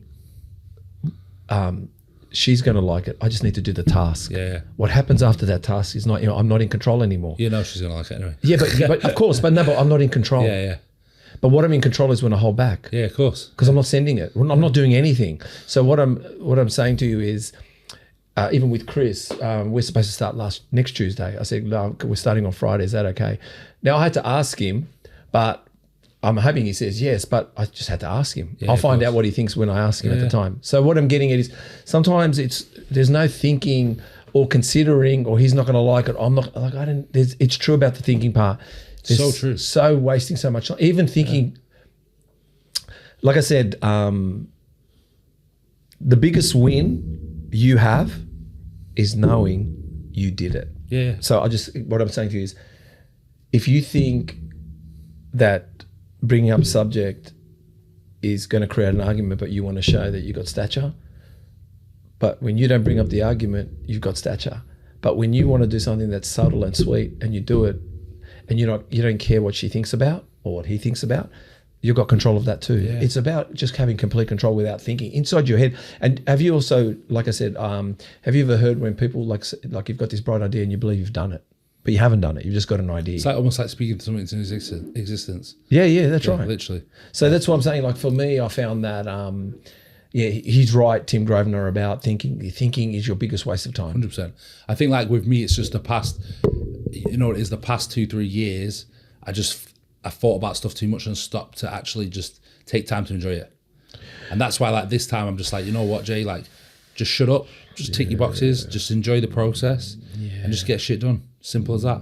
And that's like the mindset that I'm going into this new year with, you know what I mean? And I think all that's happened is that over the years, like the shit that's happened in my life that's caused adversity has just made me analyze things too much. So let's talk about the adversity. So you ended up in hospital. What year was that? That was 2023, 5 weeks out from Texas Pro. So you were about to compete at Texas Pro? Yeah, 5 weeks out. 5 weeks out, so you were in really good shape. I was pretty much ready. Yeah, pretty much ready, right? Yeah. So that could have been the one that gave you the one that gave. And Texas Pro is a very prominent type show to win. I mean, Keon won it, so it probably wouldn't have been the one, but the next one could have been the one. But anyway, you're 5 weeks out. Yeah. And tell us the story. So I was 5 weeks out, and I'm pretty open. Like I had you took a TRT, didn't you, or something? TRT. I took a injection, and then actually went to go. Was it TRT? No, it wasn't TRT. It was just a normal injection. Normal injection. We're talking about yes. And then I went to get a deep tissue massage, and then next thing, my arm started to swell up. Yeah. And I didn't think anything of it. I thought, we always get some bad shots now and then, and we have some infections, and it is what it is. And then we get antibiotics, and they clear. Anyway, I thought, let me just like wait until it goes down and see if I need to go with antibiotics. As soon as it started to get worse, went to antibiotics. A few days later, antibiotics didn't really do anything, and the swelling started to go down to like my forearm. So I was like, fuck, maybe I should go to like the emergency services. And it didn't really help that I was in the US. I was in a foreign country. So if I was in Dubai, I've got my doctors there. Yeah, of course. I know where I can go, and I know who I can speak to for advice. And I was in a very foreign country to me. So then I went to the hospital, and they were like, oh, do you feel okay? They did like bloods and all that, and they're like, do you feel okay? And I was like, 5 weeks out, so I feel a bit tired, but yeah, I feel fine. They're like, oh, we need to operate on you ASAP. And I was like, what? I was like, it was like, yeah, like your kidneys are nearly in kidney failure. And I was like, fuck. Like, so I was like, yeah, well, you're literally going to operate you in like an hour. And I was like, oh shit. So anyway, they operated on me, and I woke up, and the first thing the lady said to me was, you'll never bodybuild again. They said, your bodybuilding's over, and your kidneys are nearly in kidney failure, so you might have to go on dialysis. And I was just like, can you imagine waking up from operation and hearing that? I was just like, all I've known is bodybuilding since I was 15 years old. Yeah. I was like, so imagine someone just says that to you, and you're like, what's life look like now, Yeah. And then I was in hospital for around 10 or 14 days. And I remember those 14 days were the longest days of my life. Well, I swear, like... I saw you struggling to eat Cheerios, mate. Yeah. I swear hours felt like days, and days felt like weeks. Yeah. I remember like getting out of the hospital, getting wheeled out, I started crying because I could see daylight. Do you know what I mean? So my whole world basically flipped upside down, and it made me start to put a lot of things into perspective. Do you think that was the shift? I think that was the biggest shift. And then, so even when I was in hospital, I was meant to get discharged on the Friday, and then I ended up having a blood clot in my arm. So I had to get reoperated on straight after that. So again, it was like another scare. And then anyway, they, the stubborn part of me, when she told me that I'd never compete again and I wouldn't bodybuild again, was like, fuck you, I'm going to show you something different. So they told me that it'd take me about 6 months to recover, and I was like, nah, I'll be ready in 8 weeks. And in 6 weeks, I was back training like normal. Yeah. They luckily I had a really, really nice surgeon after, who was looking after my recovery process, and she was into like CrossFit and stuff, so she really understood me. So she was it takes that type of person. Yeah, and I was really blessed to have her, because I was like, look, can I train? And she was like, I know you're going to train anyway, so just don't be stupid. And I was like, thank you. That's all the advice I need. So as soon as I got out of the gym, next day I was in the gym, sling, doing legs, training, when your as arms, you do. When your arms sling, you fucking do And legs, then- and when your legs in a boot, you do arms. Yeah, exactly. And then, Yes. you know, luckily that she was someone who like actually gave me like a little bit of hope. It takes one person. And that's all I needed. And as soon as and she gave me a bit of hope and a bit of belief in myself, and all I needed was her. And then I just made it work. I trained the left side of my body to start. I was like, fuck it, I can't train the right side, so I'm training the left side. Yeah. You know, because some research shows that if you do train one side, the other side will grow. Good. Anyway, and then it came to a point where I was actually able to wear a cuff on my arm to do back, so I didn't use any bicep. So I made it work, man. And in 6 weeks, like I'm very well known, like I'm very well understanding on how to recover the body quicker in terms of what to use to make me recover quicker in terms of like BPC, TB500, growth hormone. Yep. And I put like it all together, and I was like 6 weeks, my arm was recovered. Wow. And they were like, oh, we've actually never seen anyone recover this quick. And in my head, it was because the one lady told me that I'd never bodybuild again. So the whole purpose of me to Actually, it was two. One lady told you would, and the other one and the other one gave you the thumbs up. Yeah, she was like, just don't be stupid and don't hurt yourself. But I know you're going to train anyway. She was like, you're an athlete and I could tell you're not training, you're going to do it anyway. And so she was like, just be careful and just, if it hurts, don't do it. And if it doesn't, just do it. That's all the advice I'm going to give you. Go away, do your own thing. And, you know, she was like, I was so like happy to have her to say that to me, because that's all those words I needed. And then it was like, okay, sweet. Just don't be a dick, Jay. So I recovered in like 6 weeks, and then I actually went to rehab, and the guy was like, honestly, bro, like your arm's really strong. Yeah. He was like, you don't actually need any rehab. Like your biceps still functioning properly. Everything's really strong. So I wouldn't worry about it. Just go train biceps like you normally train biceps, just work in a higher rep range. So anyway, I got back to it. And then the first thing I did after I got 100% recovery was like, right, let me just get back in shape. Because I was obviously 5 weeks out. So I was like, let me just get back in shape and then start like a proper off season. So I pushed myself, like got back in shape. And then after that, it hit me, and I was like, kind of like thinking like, oh, is this bodybuilding thing all worth it? You know what I mean? Like I kind of like overcame what I was told I couldn't do. And then I did it. And then it kind of hit me. I was like, shit, is this bodybuilding game really worth it to go through that again? So when I had that realization, I was like, you know what? I'm just going to take a step back from bodybuilding. And I almost, like I said, I'm going to retire. And those who follow me will know, like, I basically stopped bodybuilding from, I believe it was like February, probably like January to March, April, May, till like July, August of 24. And the bodybuilding year says to yourself, yeah, I'm sick of this normal life now. After 6 months of 5-6 months of normal life, you can't. I was like, there's still unfinished bit. Like the type of person, type of mentality I am, I still have these things that I want to, these great things that I want to achieve. Yeah. And if I just left it there, I'd feel like I was unfulfilled with what I personally want to achieve and also what I was put on this earth to do. And it shows, but I think you have to achieve it. Yeah. It's like, I feel like it's something that's in my blood and in my DNA that these things need to happen. And from a personal point of view, but also from what I was born, what I truly believe my calling was. So then I thought, you know what, fuck it, I'm going to get back on stage. And I went straight into contest prep. And the whole point of me getting back on stage was just to basically show that you can come back from anything. Yeah. Like it was more of a personal thing that became a competitive thing. Because I want, like my initial goal when I set out to prep in July 24 was just to step back on stage and show that you can, no matter what anyone tells you, you can always come back from it. And no matter the adversity that was given to you, and if you were nearly on your deathbed or if you were told you can't do something, that your mind's stronger than your mind is stronger than anything. Yeah. And that no matter what anyone tells you, you can come back from anything life throws at you. So that was my main purpose. And then I got back on stage, and then I got to the stage, and obviously the bodybuilding and the competitor in you wants to win. You know, so yeah, I was a bit gutted about the outcome of the show, but then I just had to take. What show did you go back to? I went to do the Taiwan Pro. I had a few issues with like my stomach as well going into the show. Yep.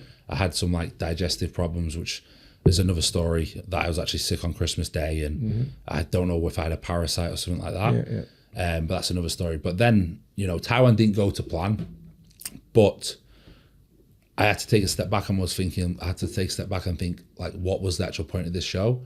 And the point of this show was to come back from basically death. Yeah. You know, to come back of what should have broken you and should have ended you. And that was the biggest win. And then I also took a step back and thought, you know what, like, you start to realize who you inspired on that journey from the messages that you got. Like, I had so many messages of people who had been through situations where they like had operations and thought that they'd never be able to train again and they were going to give up on life and all this sort of stuff. So the messages I had were great, like were amazing. And then you actually take a step back and you think, fuck, wait a minute, like, yes, this bodybuilding thing is about, you know, achieving what I want to achieve, but it's also about who you inspire on the way.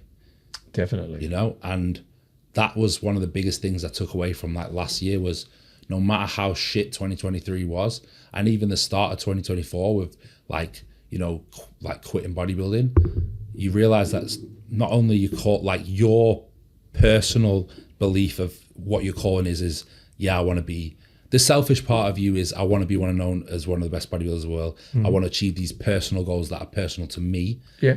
But then my actual calling is inspiring people in this industry and inspiring people on this journey, and knowing that inspired people is what actually you kind of put on this earth for.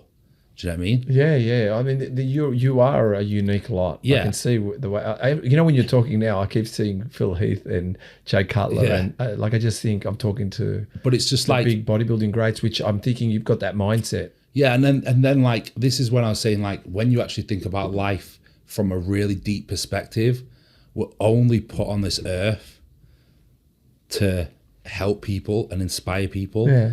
And then, like I said, pass on to our future generation. Yep. And I think this like last few months has really like, when I take into account all what happened, this last few months really made me realize, okay, my purpose on this earth is to help people achieve their dreams, help inspire people, but also build something for my future family and future self, you know?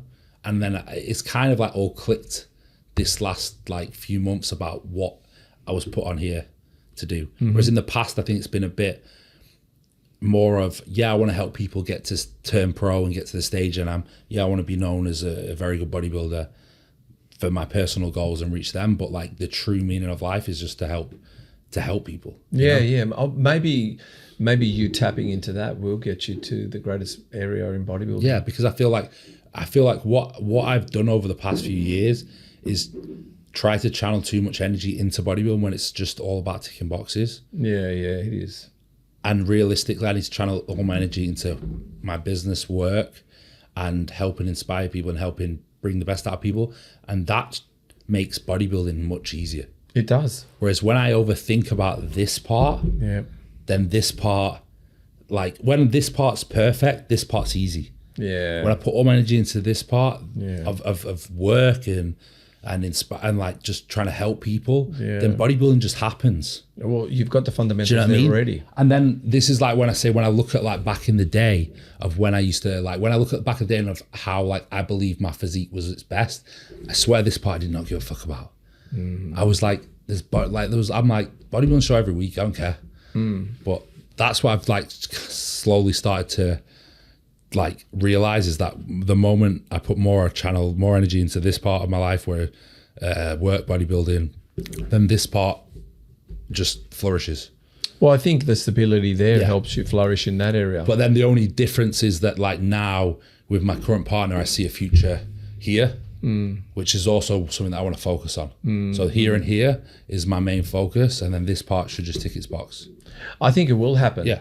It's just like, I think like... Because I think it's already in your DNA, that part. Yeah. And I think we're just always learning more about ourselves as we get older and as we have more of life experiences. You know, and then we're really trying to, like, I feel like even this last few months, I've kind of like set the foundations of this part by thinking about like, okay, let's like, you know, try set up in Australia because I feel like this is where my mindset's really good and I'm at peace. Yeah.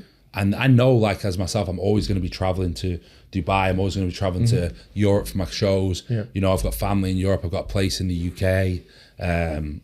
So I've got a place like in Dubai, a place in the UK. But this is where my future is with my partner and my future family and all this sort of this part. And then this part is where I inspire, and this part just ticks itself. You know, it's funny because I'm just listening to what you're saying. Like, I don't know if you know, I mean, you might know him, but I don't know if you know the world champion, Giourgis. I've heard of the name. Yeah, he's a boxer. He took on Teofimo Lopez and beat him. Yeah. Right. And then later he fought David something Haney, Devin Haney, but Devin Haney beat him. Right. So he's had many belts. Yeah. But George Kambosos, and I remember speaking to my psychologist saying, how do these boxers believe they're just going to win the match? Like, how do they, like when they're in the press conference, they're saying, I've won the match. But there's 50-50. They don't say, like, I'm going to give it my best shot. They just go, not like rugby league players. We only won because my team played well. The other guys did great. The other team didn't do so well. Boxers just speak about themselves. Yeah, it's just you. And I said, why? How does a boxer stay in that frame of mind? And my psychologist said to me, because they've got a team that keeps him in that frame of mind. Yeah. So the thing is, when he doubts himself, they kind of slap him around a bit. Say, hey, you're the world champ. Yeah. Hey, you're the world champ. So one, you need people that believe in you, right? And like you said, ticking those boxes over there to make it easy for you over here. But the funny thing is, he is a world boxing champ, and he's about to take on a big event in March 22, right? And he's signed up with an amazing boxing. He's got his own boxing promotion company, but from what I see, he's also lined up with some massive people around the world, and he does fill stadiums. But this is what I want to tell you. Not only is he fucking happily married, happily loyal, and got young children, you think he wouldn't be sleeping at night, and driving this amazing whatever it is, $250,000 Audi, $300,000 Audi that I see him around. He lives on the Southern Shire, right? But there I was going to Metroflex, and he's outside the cafe pushing the stroller. Oh, is he? Yeah. So what I'm going is, there's your world champ. Yeah. It's mad, isn't it? So what I'm saying is, a world champ has built harmony in his world. Yeah. Solitude. And purpose. No late nights. Yeah. What's important? To go do what's important. Exactly. I think that's what you're building. Literally. I think that's what it is. I think you're building. That's what I want, you know. I think that's what you're doing. And that's like what's started to realize how for you to be a world champ. Yeah, to how important it is to me. And I truly believe that like I've even said to my partner, I was like, I want to have a sports psychologist because I think we all need them. Yeah, no. Like I remember Phil had Tim Grosvenor at the Olympia. Yeah. And that's the Mr. Olympia needs a sports psychologist. What are you talking about? He had even Conor McGregor once had Tony Robbins. Yeah, exactly. I think we all, as athletes and with our mindset and with how much we think, because we're so focused on being the best version of ourselves, we're always going to get at some point overwhelmed, and we're always going to need someone to speak to. Well, since we're speaking, I had a psychologist. Yeah. I've had a psychologist for 10 years, on and off. I haven't seen my psychologist for a couple of years, but I would go at any time. Yeah. And then and like any good psychologist or any good coach, sometimes you need to up your coach, or you kind of know what we're all going to talk about, so we need to change it. But I remember once sitting with this might help you as well, but like I said, when you speak to your psychologist, I said to my psychologist one time, I said, this was when I was married at the time, and things weren't going, things weren't great with me, not with unfortunately my marriage broke, but things weren't great with me. I was in business, I wasn't really happy, things were going on, and I said, I'm kind of thinking like the grass is greener on the other side. I said, and I don't know, I'm just thinking about other women. And she said to me, and she's listening to me, this is a woman, listen to me. And the great thing is I could speak openly. Yeah, of course. And she goes, have you done anything about it? I said, no. Then she says, why are you worried about it? I went, because I'm thinking it. She goes, but you haven't acted it. So it's just in your thoughts. Just learn to, like, in a sense, get those horse blinkers on, stop looking, slowly pull yourself in, but you haven't done anything. So you haven't been deceitful. You haven't done anything wrong. You're just thinking. So she said, pull it in. So I did. I pulled it in. I went, because when she told me that, I said, I felt better because I said, well, I haven't done anything. It's just my fucking brain, but I feel like I feel guilty already. I feel like a prick already. The funniest was then I had this other psychologist, And I said, yeah, I'm doing this. I'm going to church and I'm doing my rituals and habits. I'm doing this and doing that. She goes, Steve, that sounds amazing. She goes, what happens if you don't do it that morning? Is it all going to fall apart? And I went, I guess not. She goes, oh, good to know. And that's the truth. Yeah. And not giving a fuck at one stage, my rituals and habits, I was so disciplined. But then I realized, oh, calm down, you didn't hit the boxing bag. Yeah. You didn't look at the vision board. It's not important. But you've looked at the vision board enough to know, and you've hit the bag. Like, it's different if I hit the bag for 5 days and I'm trying to read, not give a fuck, and think, oh, I don't have to hit the boxing bag. I've been hitting the boxing bag for 3 years. Yeah. I've been reading my affirmations for 3 years. I've been looking at my vision board for 3 years. I've been on my hands and knees. You've already installed those I've been on my hands and knees being gratefuls every morning. But Yeah. what she was trying to say to me is, just what is it all over because you're not doing? And it's true. We like I said, you've got to build the fundamentals. You've got to come back to stuff. Like, you've got to come back to what works. But like I said, you just can't be in your head too much. You can't think too much. If you think too much, and like I said, and when she said to me, is it all going to fall apart that you don't do it this morning? I went, I'd hate to believe that not punching my boxing bag, the world goes to, but everything goes to fucking shit. It's just not getting too caught up with it. And it's just like you said, sometimes it's just being able to go speak to someone when you have those thoughts that just says like, shut up and just crack on. And the great thing about like these Tim Graves or a sports psychologist or sports coach, I tell you what it is. They're really good non-biased opinions. And that's the thing, when you need non-biased. Your girlfriends are biased. Yeah. Your parents are biased. Yeah. Your mates are biased. With an open mind. No, because what I'm saying is, I knew when I used to see my psychologist, like, oh, this happened with.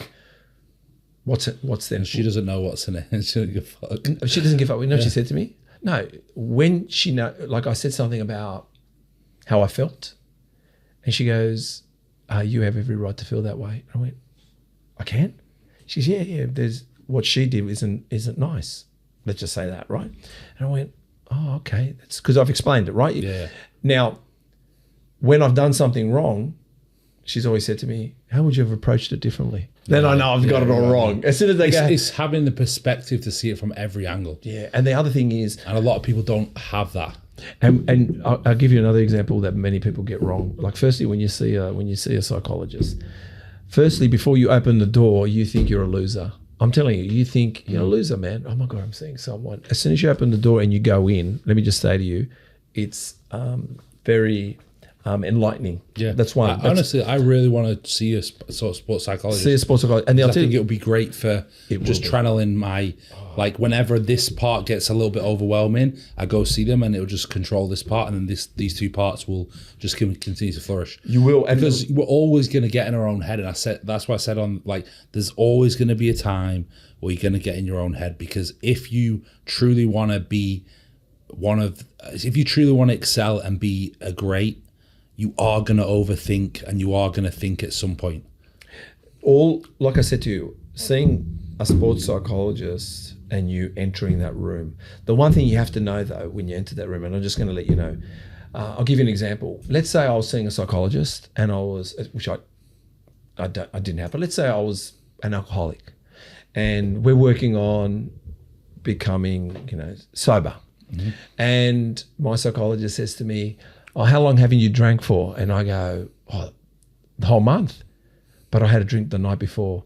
She's not going to question me. She's just going to work on what I told her. Yeah. So what I'm saying, so when the great thing, be completely honest. So when you go see a sports psychologist, that's the beautiful thing about it. You can just be honest and fucking so honest. Yeah. That it doesn't matter what they think, because I'm just telling you, not to say, not even if your girlfriend listens to it, it's not about her. People close to you just can't handle what you're about to tell them. The funny thing is, my partner told me to go see one. Yeah, good. And she believes in them because she would go see one herself. Well, I have. And you're going to be surprised how many. Yeah, because she said to me the other day, I think it's going to be really good for you. And I was like, you know what? Like, I want to do it because I think it will also be good for me. I think you just need, what you need is an unbiased. Because when they're unbiased, because I'll give you an example. Let's say now this is how call I tell a friend. You call your mum, or you call your mum, not a friend. You call your mum and you go, hey mum, I'm going to take up professional golf. Now, you know what your mum's going to say? Oh, that is so good. My mum wouldn't. She'd be like, Jay, just do what you're good at. All right, well, your mum's pretty cool. But some people just tell you because they love you. Yeah, and then when you fail, you go back and say, why didn't you tell me not to do it? And they go, because I loved you and I didn't want to tell you not to do it. Where a psychologist will say, most professional golfers or professional soccer You're players. probably a bit old. You're a bit old for it. Like, how about you just stick to bodybuilding? So, yeah, seeing someone non-biased. I mean, all right. Why does someone use, I'll just give you an example. Why does someone use you to help them bodybuild? Hear me out. When you know it's easy to bodybuild. Go to the gym, wait a minute, get a membership and pick up weights. Why can't they get a membership and pick up weights? Wait a minute. And why can't they continue? That's why they use you for the body. Yeah. So a psychologist is a personal trainer for your brain. Pretty much. You just don't know how to do the exercises. It's the same concept. Like, my clients know that I'm very straight up and I'm honest. Yeah. And I'm not like, it is my job. Like, for example, it's a psychologist's job to get you in the best mindset possible. It is my job as an online coach or a coach to get you in the best shape possible to make you win shows. Right. So I go in with a very unbiased opinion, and I go in with the opinion of, like, I'm just trying to get you to be the absolute best version of you. Well, and that's what these guys And that's what they're doing in terms of, like you said, your brain. Yeah, so you just got to, they are personal trainers for your brain. I remember telling my doctor that, and he goes, if only everyone looked at it that way. It was a personal trainer for my brain. You become a beast with your brain. You become 100%. Lazy with your brain. You become, like I said, you don't eat well with your brain. Let's look at another highlight here quickly. No amount of detailed look videos is going to fix your fat ass on stage. When your coach has no idea how to bring you in real condition, soon the whole industry will take a 360-degree look, and you'll go back to a result-driven industry. Yeah. So in the meantime, I'll just wait it out and keep bringing clients into peeled and on point. Real talk. Don't talk shit. So, like, I think you'll probably have seen it in the industry now. Everyone's become a coach. Yeah, they have. Everyone's become a coach. And now the industry's gone to a very much... Everyone's become a posing coach. Yeah, everyone's become a posing coach. Everyone's a fucking coach. And the problem is that now you've got business coaches that are basically telling them how to run a business. And how about that? These guys are putting out... Like, basically, everyone is now focused on leads, generating leads and conversion rates. And they've stopped thinking about the actual main thing, the main purpose of coaching, which is fucking results. Yeah, of course. And now people will go, oh, I'll go to that coach because he put out a video of this, or he sounds really clever. And then you see, like, you're looking at the page and like, where the fuck are the transformations? Yeah. Where the fuck are the results? And it's so sad that people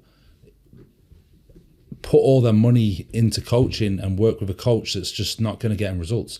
I see it all the time, and you've got a lot of coaches these days as well who will just tell their clients what they want to hear. I'm the coach who will tell you what you need to hear, and you might not like it. Yeah. But I'm here to get you results, and I'm here to bring you in the best possible shape of your life on stage and having you win shows. Yeah. So I'm not going to be, oh, don't worry, everything's going to be okay. I'm not going to baby you. I'm going to tell you how it is. I'm going to give you the harsh truth and the harsh reality because I want you to be your best. Whereas a lot of coaches now are just very good salesmen. And that's just the reality. And it's a sad world because I've seen it firsthand. I've seen coaches say to a client, yeah, mate, you look really good, you look on point. And then say to me or say to someone else, if I could only bring him in shape, he could win shows.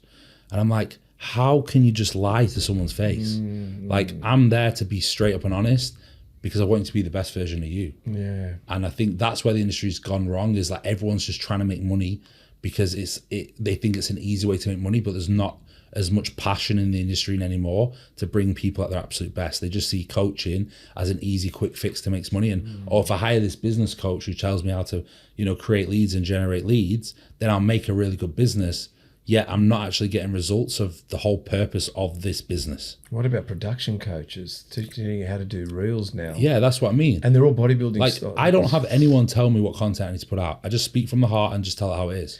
It's just like, but it's gone. Look, I come from fundamental business. I've owned fundamental businesses, but I just know, like, the cafe industry. Yeah. Just let you know the cafe industry. Firstly, there has to be. I'll give you an example. You've been to Newtown? Yep. Right, you know Newtown.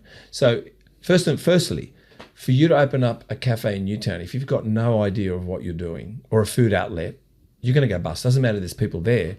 If you don't know suppliers, you don't know setup, and just the fundamentals before you open the door. And once you've opened the door to produce food, sell food, and and deliver to the customers, right? Yeah. So it doesn't matter about Newtown. You'll die because all the other good operators will eat you alive. Yeah, of course. Right.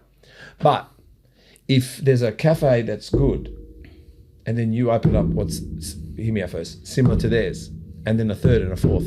I've seen suburbs go from 3 great cafes to 10 cafes trying to eat off the other 3, and they've all spread it around. So what I'm saying is, when there's $10,000 of sales, just giving you a round number, and you open up 10 cafes and we divide that by 10, everyone's just making $1,000. So there's so many coaches that it's just spread thin now. Yeah. So in other words, everyone reckons they've achieved something, but what they've achieved is literally just pocket money. Yeah, of course. And they're trying to trick, and who also the charlatans are trying to trick is the vulnerable and the young and the innocent. And they also believe everyone should fucking go on stage. Yeah. And they're ruining I think they're ruining the stage industry too, because they're saying I've seen they're training people and they're telling them after a year, or first time they've just gone into bodybuilding, like they've got a coach who goes, why don't we prep you for a comp? Sure. And then you watch the guys on stage because and you think, they feed them all this bullshit of like, oh, you can be really good in this. I've been to a show, right? One of my clients won the overall there, Rob. And I went to the show and I was shocked at the standard of some of these people on stage. And I was thinking, how did their coach let them get a stage? And then I'd have another guy looking at someone in the bathroom. And I'm like, he looks like he's not even prepped for a show. Yeah. And he's telling them, yeah, you need to do this, you need to do that. I'm thinking, no, I need to go back to day one and do a 12-week diet. Yeah. But it's just literally like I said, the industry is just full of salesmen now. Like, I know guys making big money who used to be called salesmen. And the reality is they just know how to sell a service to the client. And I look at the clients on stage and I think, why is this client paying you? But it's also the client's fault as well, because... But don't you think there's also motivational coaches and everyone's on antidepressants? Yeah, I do. I think like the industry's just gone, like I said, society's just gone weak. No one wants to be told that this needs to get better, that needs to get better, this needs to get better, we need to do this better. Everyone wants to be told, oh, you're great, don't worry, like, but also, I've got you, like, you know what I mean? Everyone's trying to fleece everyone's money. Yeah, it's just become an industry that will eventually go back. That's why I say, like, it will go back around. I agree with you. To results driven, because soon all these people who have invested 2-3 years of time into these coaches who have sold them a dream and sold them a fairy tale, they're going to be like, but why do I look shit still? Because if I was doing this shit for 3-4 years and I look the same, or I was like, but how is he in shape on stage and I still look like this for the past 3 years? Eventually, these young people or this new people to the industry are going to switch around. It's going to be like, no, this guy gets results, so I'm going to keep coming to him. There's like a big reason why I've had a lot of my clients stay with me for years and years and years. And also, I've also had clients who have left, gone to another coach, and then come straight back. And there's a reason, because my results have been consistent for the past 10 years. Oh, fuck, I was just scrolling through, I was scrolling through your page, mate. I got RSI just trying to get through your page. I've and I believed in my formula, and I believed in being honest, and I believed in telling it straight and how it is and being real with my clients. And that's why they always keep coming in shape. I'm not here to bullshit them and be like, oh, you look great, like, when they don't. And also, it's like I see a lot of coaches these days who have a lot of hype, and reality is they can have a lot of hype in the industry, get a load of genetic freaks, bringing them in at 80% and do really well. But it's taking the guy who's not got good genetics to a level of conditioning or on stage where they look great. That is what makes a good coach.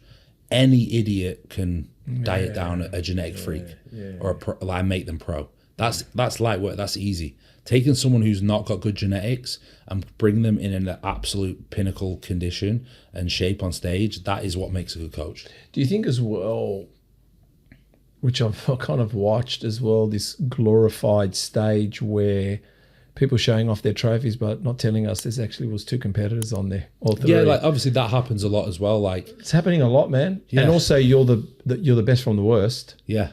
And lastly, I know maybe this could shut down the channel we just started for the beginning of the year, but how do I say this? Because I love them in the industry, but don't you think a lot of girls are really starting to like really manipulate that bikini competition thing and everything going on, that it still requires a very good coach, even to coach women. And, and I'm talking about really good women to coach women, but it seems like everyone who's just entering a gym now and a year later and does the PT course, I'm just say certified 3 or 4, meaning, but then they're also now becoming competitive. Like it's just everyone's It's crazy, yeah. Everyone's just. What I'm saying is, it just seems everyone's getting pushed to get on stage when they're not ready. When I know to build quality muscle It takes time. Yeah. What, 5 years? I mean, like, and I'll be honest, like, I am not a fan of any bikini. Or a lot of the top bikini coaches are absolutely awful in terms of what they do for their women. Like, they starve them, put them on hours of cardio, but yet they built this cult. So they have. What about PEDs on them now as well? I mean, I'm just asking the question. I'm not going to sit and be against that because, like, I use PDs with some of my girls when they're comfortable with it. Yep. Do I use it in a safe way? Yeah, as safe as physically possible. Do I get them to do blood work? Yes, I check the blood work. Yep. And it is a part of the industry now, and that's just the reality. Yep. Can you do it safe and effectively? Yes. And I think it's not. But really, do you think the industry is starting to abuse that as well with these innocent beings? I'm just asking the question. They have the choice at the end of the day, but yeah, like you're relying on this is the way, like, I look at PDs. Like, at the end of the day, it's your choice. I would never force anyone onto PDs as a coach. I don't believe it's not my choice to say you must take this. If you are someone who wants to go on, that is your personal choice, and I will more than happily advise you in the correct way whilst we do blood work, but I am never going to force you onto PDs. Now, in my opinion, the biggest abuse of I wouldn't say in females it's the PD use. Okay, I want to hear this. It's more like the really low food and stupidly low calories and stupidly high amounts of cardio. That is what's going to cause the most damage. Right. Like putting a female on 500 calories and making them do 2 hours of cardio a day. That's what's going to cause metabolic issues over time. You know, yes, obviously abusing gear would do the same thing, like it would do with anyone. But like what I see from a lot of bikini coaches is more like them dieting the girls down stupidly hard for no reason. But when it comes to terms of PDs, like I'm not against PDs. Like I like at the end of the day, we're in a sport where everyone's doing it. So we need to get some competitive, like everyone's trying to get the competitive advantage. But can it be done safely? 1,000%. Like, you know, you can stay very, very healthy whilst using PDs if you know the correct way to mask blood work with supplementation and you're doing blood work regularly, then it can be done very well and very safely. Now, is there a point where we have to be like, okay, we are bodybuilding, so it's not a healthy sport, so are we going to have to push at some point to be that elite level?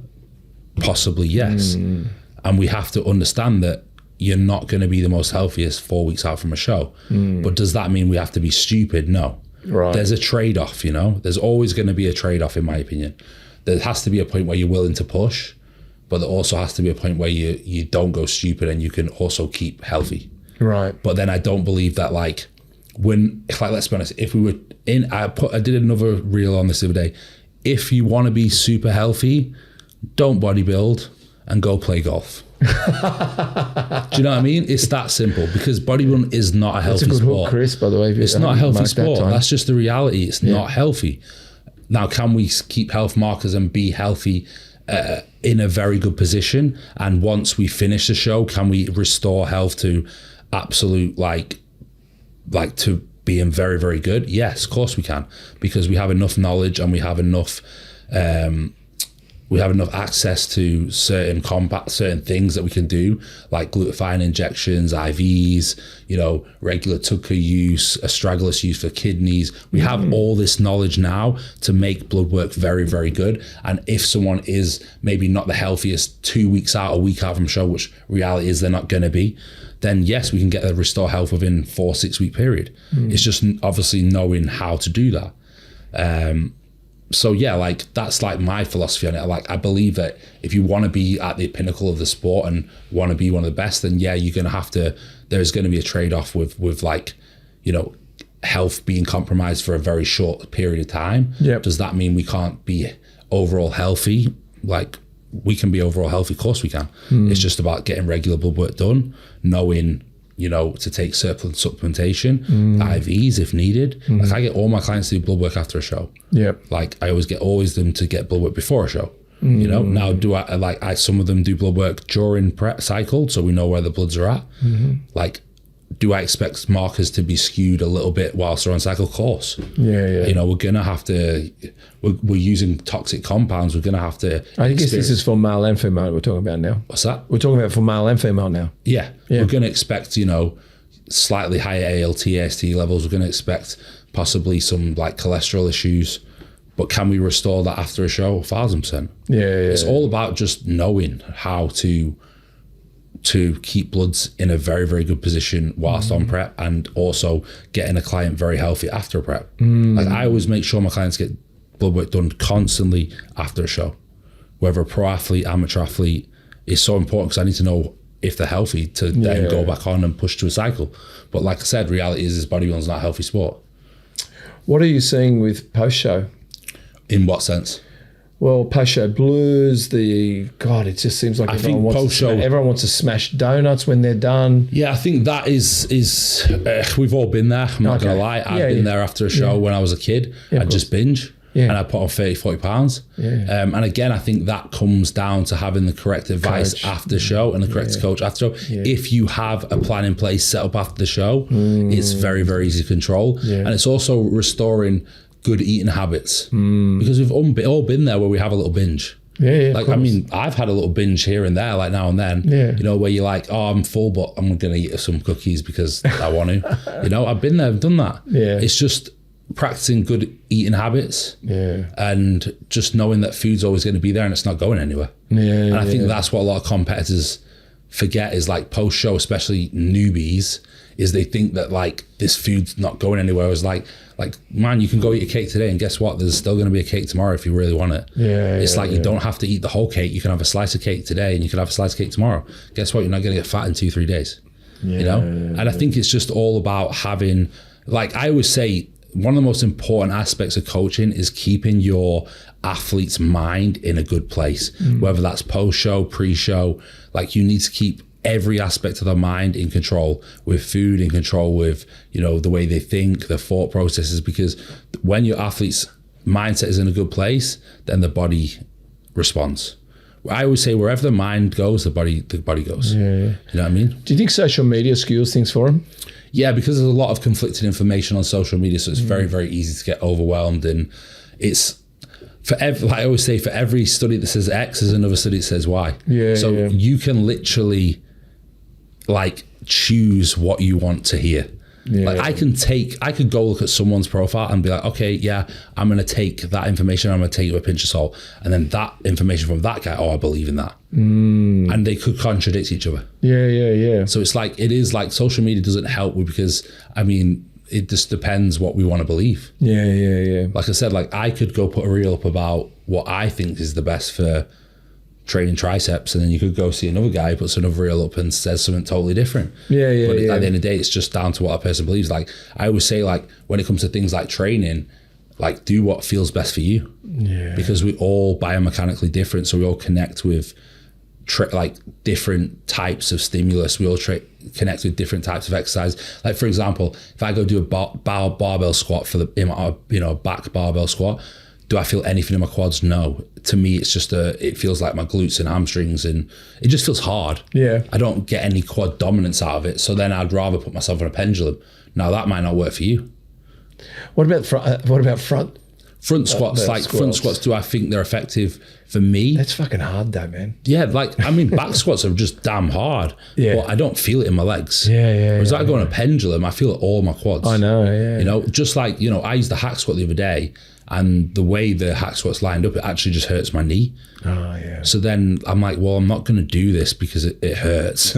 I'm going to go do something that I feel. So when it comes to training and things, I think the best advice I can give anyone is just do what feels best for you. There is no best exercise for building muscle. The best exercise is the exercise that you feel the most and you connect with the most. Probably the one that's going to give you least injury. Least injury and best joints, connection. Best connection. Least injury, you know? So that is very good advice. Another highlight here. If you're English, you know ordering these is for refeed day. So I saw you show a pie, sausage roll, philos, a bacon roll, black pudding. That was actually my friend Joe. What? Explain what refeed days and what that stuff is. So that was my friend Joe. I think he actually tagged me in a post about real British treats. Yes. That's probably more a cheat day rather than a refeed day. But you said something about refeed. I've got to find it where you said when you jump on,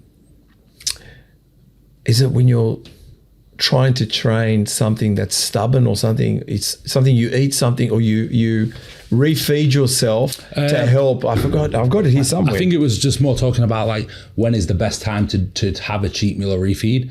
Obviously, it's always going to depend on, you know, what phase you're in, whether you're in off season, you know, contest prep. I mean, personally, contest prep refeeds and cheat meals should be utilized as and when needed to restore glycogen. And then in the off season phase, like where I tend to use refeeds, like would be, it can differ. It just there's no best way to refeed. There's no best way to cheat meal. It's what you feel works best for you. So some people like to refeed or cheat meal the day before the weaker body part. So for example, if my weaker body part was say back, maybe I'd refeed the day before. That's what I was going to say. Yes. Yeah. Some people would like to refeed on the day of back to restore glycogen. I always just think whatever you feel works best for you, then do. There's no best way. Like I personally like to have my cheat meals or refeeds on my rest days so that I'm refueled and I feel refueled to then go hit the next. So like yesterday was my rest day. I had a little bit of a cheat meal. What'd you have? I had the sandwich and then I had a burger before bed. Yeah. A burger before bed? Yeah, I had a burger for my last meal. What was the burger? Chicken burger. Only because the funny story about this is... Yeah, please. Me and my partner were at home and you know the story when you were a partner, what do you want to eat? Whatever. Whatever. What do you want to eat? And I'm like, oh my God. They need to create they need to create the whatever restaurant. Yeah, exactly. Whatever you want. So we're going through this. Every guy goes through this and you just think, I wish you could just tell me what you want to eat because I really don't care. You know? So then we were like, okay, this is what we do. We'll go, okay, let's pick 4. So I'll be like, okay, she'll be like, I say, you pick 2, I pick 2. Okay, I pick Italian and Indian. And she's like, okay, I pick burger and fish and chips. Rock, paper, scissors. That's what we do. Rock, paper, scissors it until we go 2. Cool. So semi-finals, 2, boom, finals 1. Okay, we order burger. And I'm like, that is the easiest way to block out any bullshit and arguments about what to eat. Just pick 4, go to semi-finals, finals, rock, paper, scissors, done. Man, I'm going to be doing that. Yeah, but if you ever this is a good reel because this would save a lot of guys. No. We got to hook that up, Chris. There's plenty here. But don't you think what's also hilarious about girls is when you go to dinner with them, right? And you know you're having dinner, and she goes, "Oh, I can't eat this," and you look at it and you go, "All right, I'll just hand it over here." And you're there going, and then the waiter comes around and goes, "Did you want to look at the dessert menu?" She goes, "Yeah, I wouldn't mind seeing that." Yeah. And you go, what the fuck? You've always got a second stomach. That's what I've said. They've got a second stomach. There's always room for dessert. There's always room for dessert. Yeah. They're hilarious, man. At the end of the day, like, you know that sometimes, like, I'm like, oh, we should maybe try that because I know I'm going to get past it by the end of the meal. Yeah. That's with the dustbin. How are you as a bodybuilder sharing meals? No. Are you no good? No, it doesn't work. At your age, I was no good. I'm good now. You know, that was really funny. Now. That was good now. Well, saying that, when me and my partner go out for a fancy meal, we share starters. Okay. Yeah, and then we usually have our own dessert, our own mains. Yeah. But when, like, for example, yesterday on the sofa, when we were going to order Italian before we were at Pace Visit, she was like, oh, well, maybe, like, you get the pasta and I'll get a pizza. And I was like, no, this is my pasta. Right, you're going to get a pasta and we'll get a pizza. Yeah. And then we'll share the pizza, but this is my pasta, you know? So it depends, you know? Are you a good sharer? Yeah. You share? I'm good now, but I had to be because I... It depends. Like, if I'm off season, I'm sharing. I'm good at sharing. If I'm prepping, I ain't sharing shit. I'll tell you what else was funny. If I'm prepping, that is my food and no one's touching it. No, I used to be very bad. I couldn't share. Now I can share. Yeah, I can share in the off season. But my kids are funny. My kids are funny. When they were little, right? They used to go, because they know I'm very strict on what I eat, right? Like, meaning I was like crazy. Like, my cheat day was my cheat day, but in between that, so I'll give you an example. I would buy a box of Magnums, and there was 4 of us, and they go, oh, great, Magnums. I go, yeah, no worries. They go, why don't you eat yours now? I said, no, I want it Saturday after my morning workout, it's the rest of the day. I want this, as my cheat meal for Saturday. Do you think the Magnum made it till Saturday? No, I did it first. And it didn't. They ate it, and they say to me, "But you can just go buy one today." I go, "No, fucking doesn't make sense." Yeah. I bought it back then, planning for it. But this was the best part. I'd be, I'd get them ice cream. They'd all get ice cream, right? And they go, "Hey, Dad, you want some?" I go, "Nah," but they never ask their mum because she's going to say yes. But they knew, we'll act like we share this. Do you want some ice cream? I go, "No, I don't want any." But they would never ask their mum because they knew she'd fuck it up. Just get into it, So sometimes our kids love us as bodybuilders because we don't touch their food, especially if we're on prep or we're planning for something. But yeah, I'm good now at sharing. I wasn't good at sharing. I'm good when it's off season and we got a fancy meal, but if it's like prep, hell no, that's my food. I saw, talking about old school, I saw you post recently from Chris Thomas and Jerry. Oh, no. Talking about old school, I saw a post by two Aussie guys, Jimmy Sadek and Chris Thomas, and they were talking about people just fucking hoarding food to try to stay under the calorie surplus. I mean, they won't eat all day, but they'll eat a tub of ice cream before bed. Or, they talk about not drinking alcohol or having a little bit of alcohol or splurging on chocolate, counting calories. What has become with food today? Because for me, I feel they're just talking about fat loss. We understand fat loss, just don't eat. Yeah. But in bodybuilding, it's a whole different kettle of fish. But we just feel that they're telling us we should be able to eat. Hear me out. They're telling us we should be able to eat chocolate cake and grow muscles. We should be able to have Tim Tams. We should be able to. Yeah. But it's really not it. Like you said, you like Yochi. Yeah. But for you to have Yochi, you've been very well even to have Yochi. Yeah. But many people think you can fucking have whatever you want. And they show you did you know this beautiful salad you could eat? These Krispy Kreme donuts, but they're fucking not the same. Yeah, I think a calorie is not a calorie. Like macronutrients and micronutrients do play a role, but again, it just depends on the end goal. Is the goal weight loss or is the goal to be in shape? But it's smacked around our bodybuilding industry so much at the moment. I think it's just because they're trying to teach people how it's okay to have a little bit here and there, which I'm not against. Balance is important in certain aspects of certain phases, but do I believe that in a contest prep, I think balance needs to be almost somewhat sacrificed because the end goal is to be in the absolute pinnacle of shape come the end goal. So I believe in the off season, I'm a big believer in balance. I have 2 cheat meals a week in the off season just to create some balance where I'll go maybe have a slice of cake because I want it. Yeah. But I think it just depends on what phase you're in and what matters. I think when it comes to someone who's just trying to lose weight, then calories in versus calories out is basically the biggest driver. 100%. But would they benefit more from eating more nutritious foods? Totally. But how much do they care about? Do they just care about the weight loss or do they care about their overall health and things like that? And most people just care about weight loss. So they're just looking at the numbers.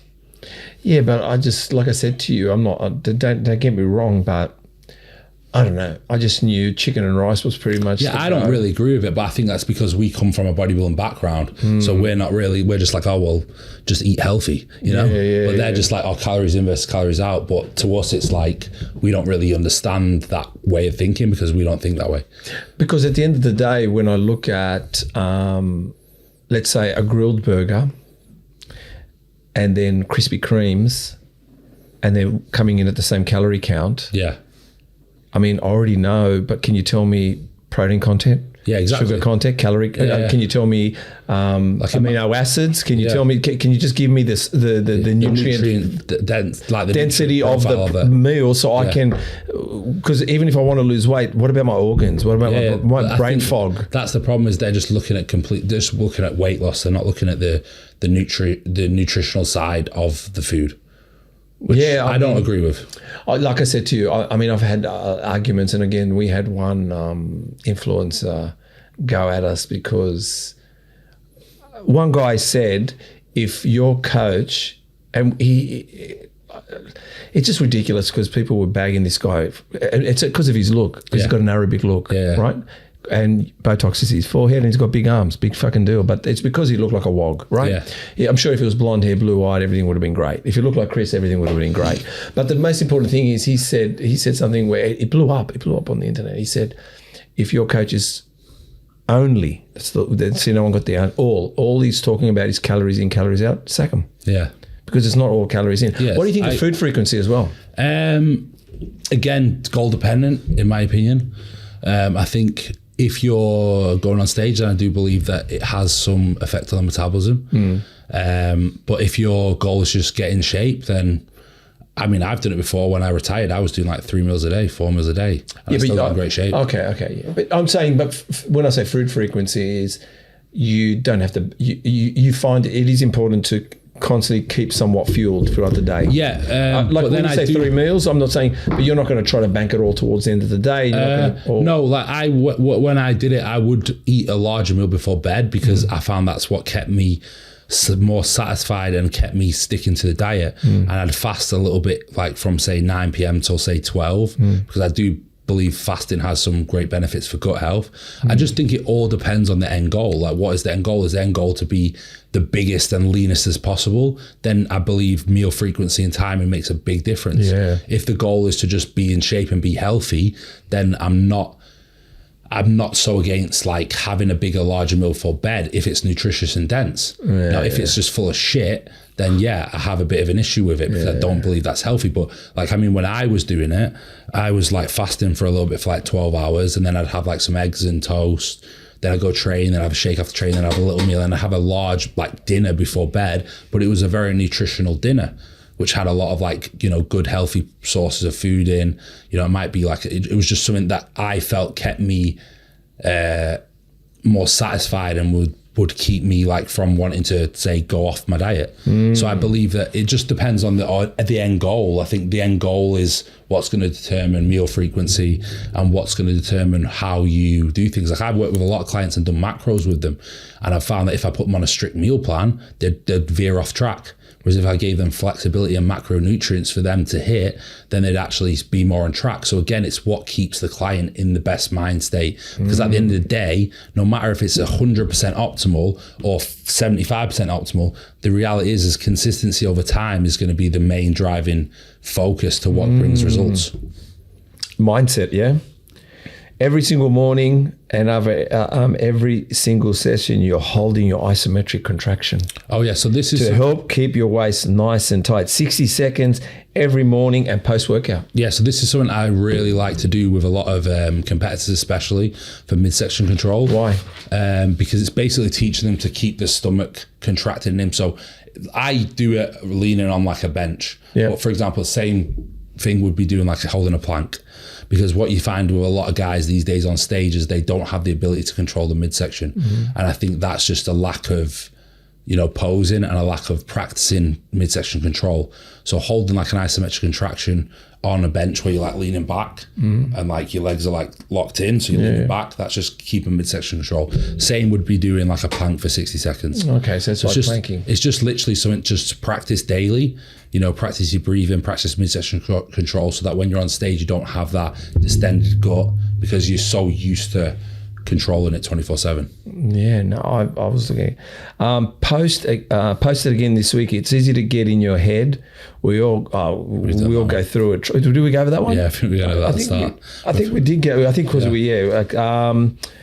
explain to us this illustrious bio claiming to achieve all these athletes. I want to know about this because I was like, that's 57 overall wins, right?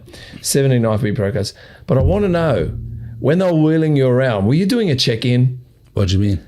Like, I saw you, I think they were moving. Oh yeah, I was. Were you doing a fucking check-in? Yeah, I was doing a check-in. Now, come on, man. That's massive. Yeah, when I was in the hospital, I was there. Yes. Because the thing is, like, so I was actually saying to my partner yesterday, is like, I've always been known for like response time and communication.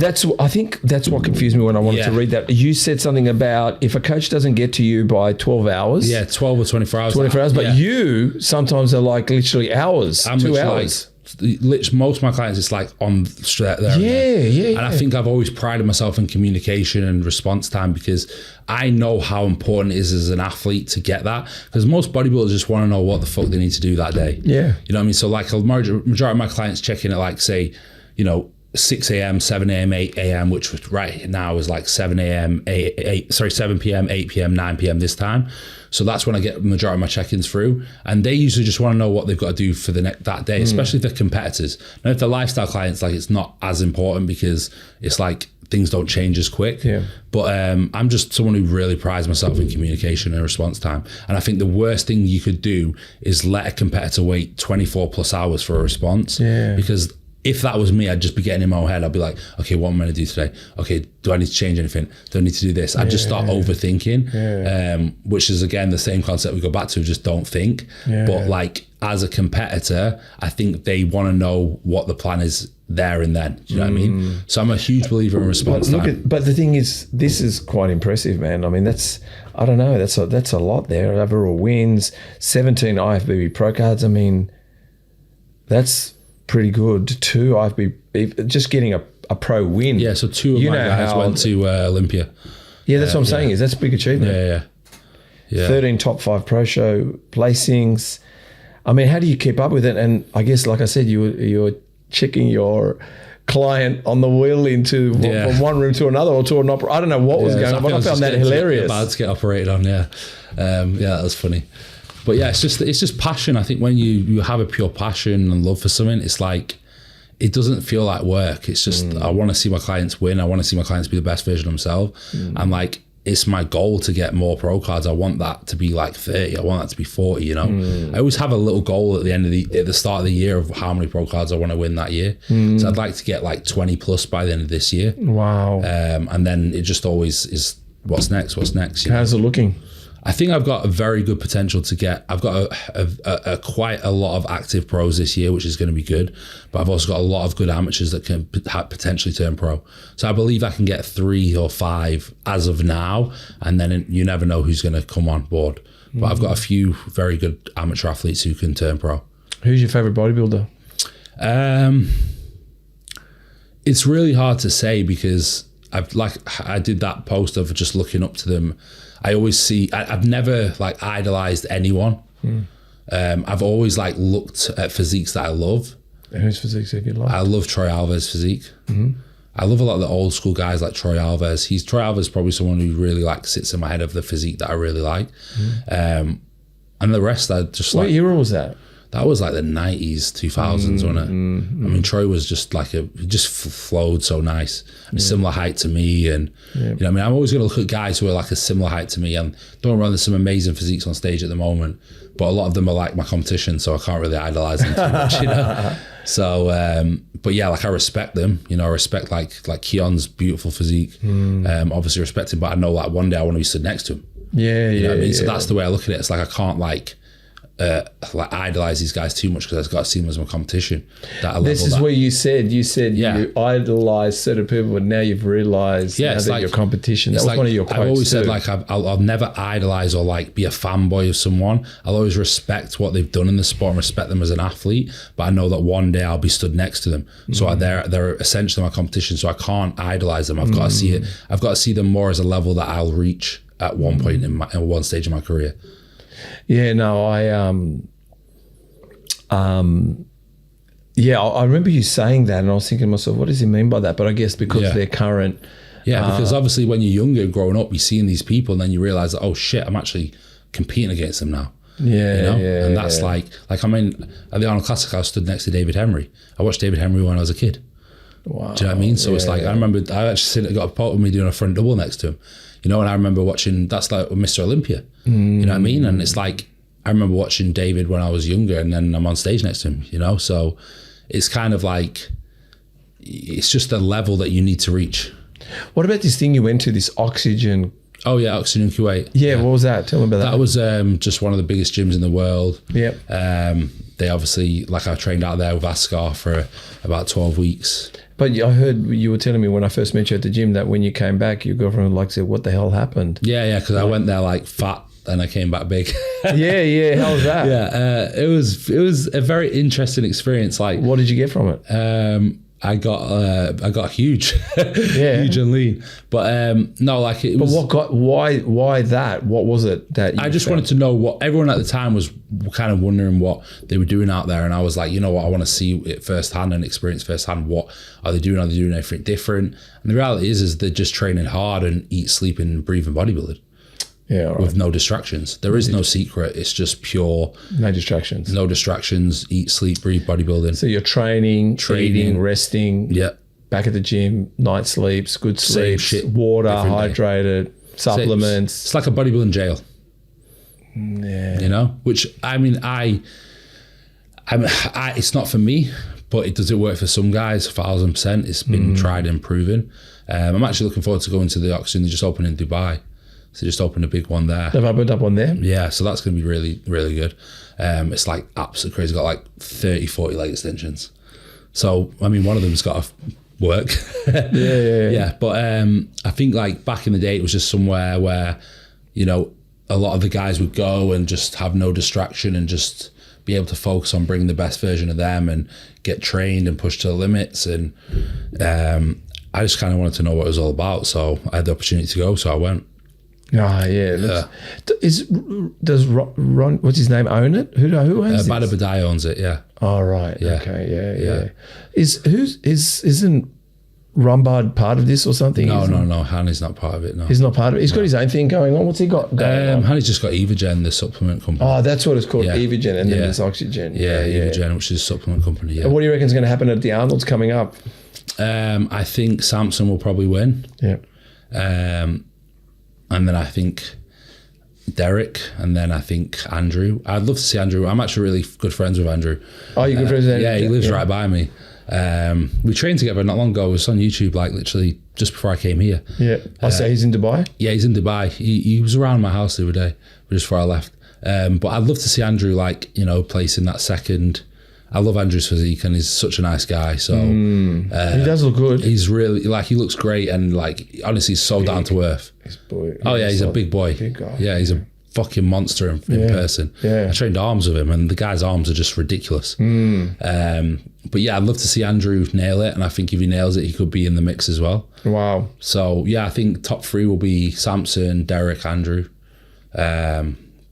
And then I think it's very open. Like, I know James is doing it, and I think James can be very dangerous if he's on point. Yep. I'm good friends with James as well. James is a really nice guy.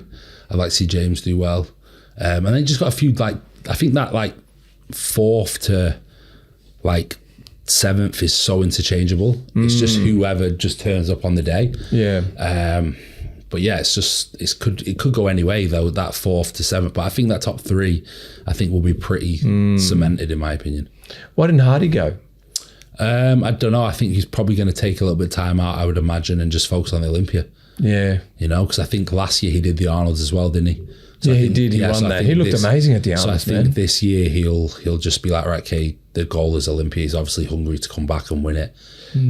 So I think he's not had that full year out, which he probably felt he needed to bring his absolute best. But Hardy's always going to be dangerous because he's just a freak. He is a freak, man. He looks amazing. And he's only like my height. Is he your height? Yeah, he's about 5'6". You seem taller, man. No, I'm 5'6". You're 5'6". Yeah, just wear nice tall shoes to make me 5'7". Doesn't he seem taller than that?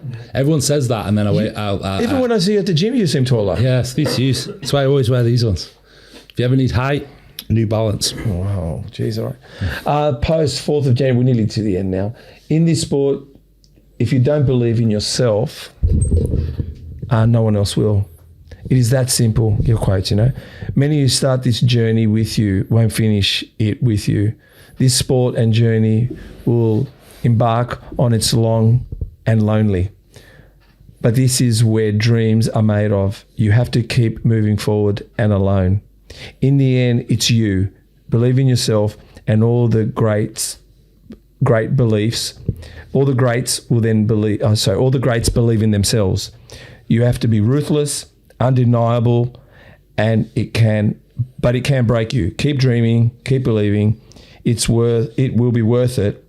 It is that simple. I This is when I say I need to listen to myself.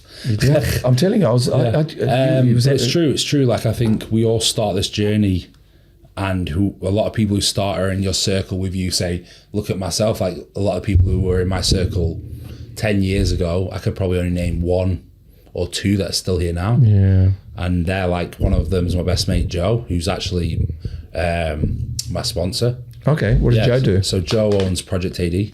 What? Project AD, it's a big supplement sponsor in the US. Yep. Big supplement company. So yeah, he actually saw me 10 years ago, believe it or not. So he saw me at 21, win the overall in Wales. Yeah. And I've been with the company ever since.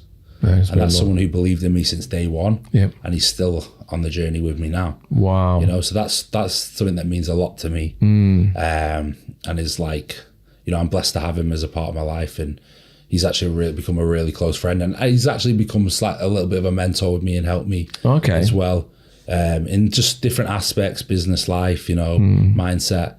But yeah, like, I've had him, and then I've got another best friend, Jace, who's been there probably since, not day one, but maybe since I was like 24, 25.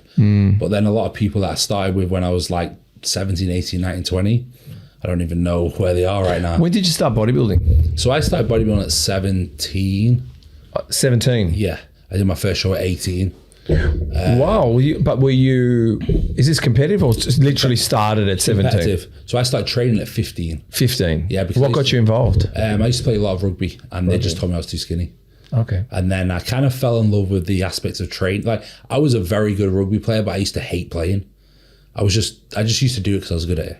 Okay. You know, but I actually got into training, and I just loved training. Wow. And that's like what kind of kept me progressing. And it was when I was like 17, I had a lady at the gym say, have you ever thought about competing? I was like, no, I don't know what competing is. And that's when I started to read like the bodybuilding magazines at like 16, 17. Yep. And, you know, knew like Ronnie, Jay. Yep. And then I did my first ever show. I was natural till I was like 21. Okay. 21. And then I did my first show, like, did well. Went on to like the British, placed like second or third at the British finals when I was like 18. Wow. Then I went on to like the Europeans, did well in there. Then I went on to like the Worlds, did well there. Do you know what I mean? So it was just like something that I was just kept getting better and better at. Then won the Welsh overall as a junior. And yeah, I just kept progressing, you know, won the Northeast. So yeah, it was just something that I kept progressing at, and then kind of kept loving it more and more as I got into it. Obviously, you love it even more when you're winning shows, which just helps a lot. Of course. You know, so yeah, that's where it all started, and I just kind of just went from there. But yeah, like we're going back to that quote. It's like, I think a lot of people when I was coming up kind of like doubted me, and I remember like told me that I wouldn't never get anywhere and all that, and that's what kind of spurred me on to do it more. And then eventually started to respect how far I came in the sport, you know. Oh yeah, you've come a long way, man. Yeah, it's that's why I love the sport, man. It just teaches you so much about yourself from a personal level, and just like I said, just being able to take all that aspects of what it teaches you into any other aspects of your life. That's what's I think is the meaningful part about bodybuilding.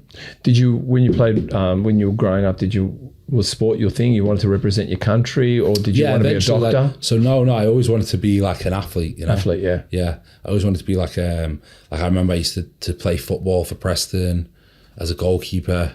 My dad was very, very... What, soccer? Yeah, my dad wanted me to play... No way. Go ahead. Yeah, my dad wanted me to... My dad actually told me the other day that when I was a kid, Manchester City were trying to scout me. No way. Yeah, he actually only told me like literally at my sister's wedding like 4 weeks ago. He was like, oh, I never told you that Man City were looking at you. So you're a great soccer player? I was a very good soccer player, yeah. Goalie? Goalkeeper, well, that was too short. Yeah, you were short for a goalkeeper, but still they were looking at you. Yeah, a long time ago. This is what I was about. So this is natural. I can see the smile in your face. You're a true... Yeah, I used to love playing football, but my dad like really pushed me to do a lot of sport when I was younger. I used to play rugby for like county level, and then used to play football in goal, then used to sprint county at national level. So I was always into sport when I was a kid. I was never very academic, but I was very like sports driven. It explains. I think you're naturally there. That's what I'm saying is why you're so hooked up in this sport. Yeah, I think it's just something that I've always been passionate about. It just like, even now I'll go watch any sport. Like, I'm all for watch. Like, I've still yet to really want to go see an Aussie rules game.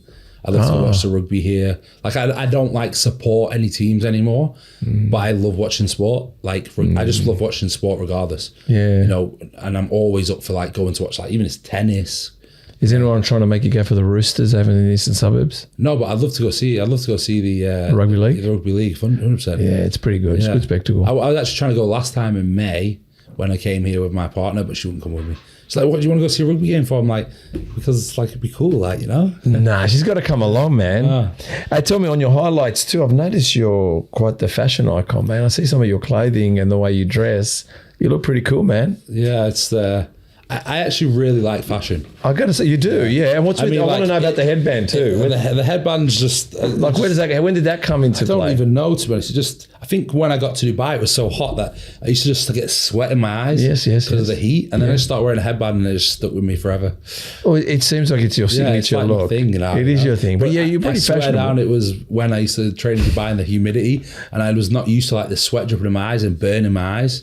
And I was just thinking, you are the perfect marketing tool, because we could make a little wobbly doll of you. Just have to put that little headband on, and mate, you sell your own headbands again. Yeah, but yeah, you are. I've looked at your photos, man. Some of your style, the clothing you wear, the shirts. I do actually like love fashion. It's like it's nice. Like I like, you know, like they say, when you feel good, when you feel like you dress well, you feel good, you look good. I think it's such an important thing. Like, to just keep on top of like general, like, you know, the way you feel, the way you look. And yeah, like, I do like fashion, you know. It's I noticed that, man. It's something shoes, that's like, the jeans. I mean, don't get me wrong, like in the past, tops. Yeah, it's just nice to feel good and look good, you know. I think that's a big thing. And looking like Pablo Escobar. The thing is, I think there's a lot of bodybuilders don't know how to dress well. And I think because we feel like we can't fit into a lot of stuff, but it's nice to, like, I have a lot of people who like, where did you get that from? Where did you get that from? Yeah. And it's nice to know where you can shop to look good. Like, don't get me wrong, I could go to some shops and I'd look horrendous in some of the stuff that they've got, but like, I know where to get the stuff that looks right, you know? Yeah. No, I looked at your highlights. You looked amazing. There's some really good brands out there as well. Like, I've got a company that always like sponsor me with clothing called Louis Arjuna from the UK, and their stuff's amazing and fits really good. Especially for any bigger guys, very similar to Father and Sons, because I was sponsored by Father and Sons a while ago in, I think, 2019-20, and their stuff fits really well as well. So it's just knowing where to shop as a bigger guy, you know, because it's the thing is like, oh, we can never get jeans to fit us and all this. But also some of the bigger clothes that you want to wear, that's pretty much sometimes for fat people, not really for bodybuilders. So it's like, as long as you know what brands fit you, it's like, and there's a certain cut we like, certain jean style we like. You want the top to be tight in your arms, but not too tight in your stomach. And you don't want it. You don't want it. And then there is times where of course you want it to. Certain shoes you put on. Yeah, it's nice to feel good and go out. Certain shorts that show off the teardrop. Yeah, exactly. A little bit short shorts. Yeah. To be fair, in Australia, just wear the same thing here, but it's just because of the heat, and everyone wears gym wear here. You know, we do wear gym wear, but everyone wears gym wear. It's like no one ever really wears like nice clothes. You know, everyone's just in gym wear all the time, and it's great. No, we do. We go to pubs and drink with gym wear. But yeah, we've really lowered the standards. So leave your ego at the door. Not afraid to pull back the weight if it feels not right. Fuck the logbooks. Don't be a dickhead. Yeah, I think that's more just like, I'm not against the logbook in terms of like, I just think you shouldn't be so masked to a logbook. I feel like the logbook should be there as a tool, but you shouldn't be like, okay, I constantly need to be the weight, because at the end of the day, like, we can only get so strong. The reality of us getting stronger every single week, well, then our strength would be unlimitless. And like, eventually I just feel like you're going to cause an injury, because some days you'll walk into the gym and you don't feel like lifting heavy, but if your logbook says, oh, I lifted this last week, I've got to lift more, the likelihood of injury is going to come up. So I just think it's about training smart. Now, I'm not saying don't have a logbook. So, for example, I think a logbook can be very, very beneficial in a prep to make sure you're not getting weaker, because that performance is important in a prep. You don't want to get weak, because if you get a bit weaker, it could be showing that you're losing a bit of tissue.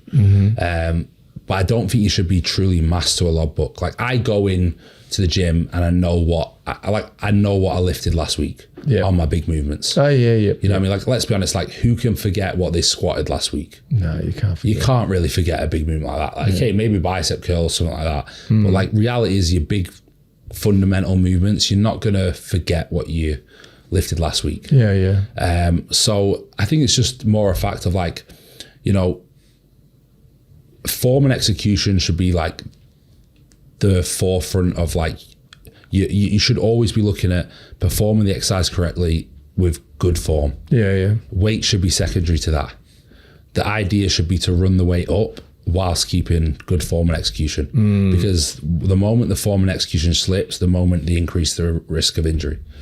And sometimes it's different weeks, different feelings, different mood. So I think different fuel. Yeah, different, you know, some stressful could have happened in life, could have been more active, could have moved house the day before. Yeah, that's right. How are you going to pick up that weight? So it's like, it is all relative, but I think the main like focus for me is, like, when I'm training, is to lift as heavy as possible with immaculate form and put the muscle, because our muscle only knows stress and tension. It doesn't really know that we're lifting X amount of weight. It doesn't. It doesn't even know movement. It doesn't really even know movement pattern. It doesn't really know if we're doing a hack squat or a pendulum. It just knows the stress and tension on that specific muscle. Yeah, you're right. You know what I mean? That's what I mean. A lot of bodybuilders, like, even when I had Lee Priest on, he'd just go by feeling. Yeah, I think a lot of the top guys do go by feeling, and I go by feeling as well. But I'm very much set on the exercises that feel I connect with.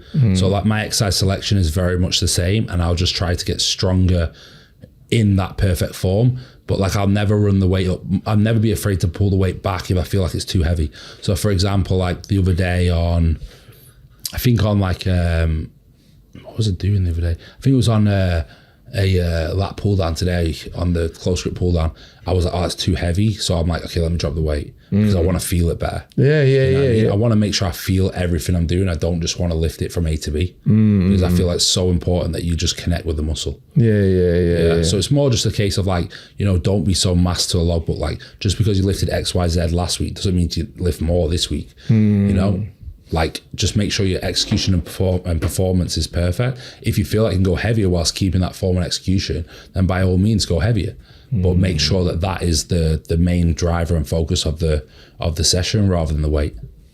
Yeah, no, like I said to you, and also, like you said, I mean, you could have moved house, anything could be happening at the time. It's not your best week. Yeah, exactly. You just got to come back. But yeah, I've never been one of really logbooks, but I can see where they're heading beneficial. at. Yeah, 100%. We spoke about the headband. Tell me, if you could look back now 10 years, what would you tell yourself, what you know now after the 10-year journey, and what are we seeing in the next 10 years? Where would you be in the next 10 years? As I said earlier, like, if I could go back and change anything, I wouldn't change a thing, because what I learned over the last 10 years has made me the coach I am today, and maybe the person I am today. So would I have changed anything? Even the adversity that I went through now, because it made me who I am today and the way I think right now. And also, what happened has shaped me into the person and the coach I am today. Are we talking just on the hospital experience, or are we talking about also marriage? Hospital, everything. Like, for example, if stuff didn't happen 10 years ago, would I have met my current partner today? No. Okay. You know what I mean? And I think that everything happens for a reason. And that, like, I'm blessed for the adversities, and I'm blessed for the hardships and the shit that's happened. Because it's made me the person I am today, and the perspective I have on life, and also the opportunities that I have now, but also the people that I have in my life now. So I can't ever regret anything I did. Would I change anything? No, because I learned from every experience. So what about the next 10 years? What are we seeing? The next 10 years, lots of things, hopefully. Like what? I'd love to, set some roots down, establish a family. Yeah, I'd love that. That's something that's really important to me, and that I want in the future. Business and like monetary goals, I'd love to diversify in different aspects and avenues which are in the pipeline now. And then my bodybuilding, I'd love to say in 10 years time I can be on Olympia stage. Yeah, some point. I'd love to see you up there, man. So I think that's like my main goals, like for the next 10 years. Yeah, is you know, achieve my dream of getting to Olympia. Then who knows after that, and then, you know, hopefully have a family within the next 10 years time. And also just have some more monetary and like diversifying different avenues business wise. Yeah, I think you sound like you've got like I said, you got the right ideas. I think look, all that stuff, I think like we said at the beginning, I think once, you know, I think the bodybuilding, you said, will look after itself as long as you're fixing certain parts here. Yeah. Because this part you pretty much got sorted. This part is tick boxes. It's just tick boxes. That's all it is. It's just tick boxes and be consistent. Yeah. That's all bodybuilding is. So when's your next show, you reckon? So, I mean, we were planning on doing Toronto in June, but I'm just going to see how things plan out.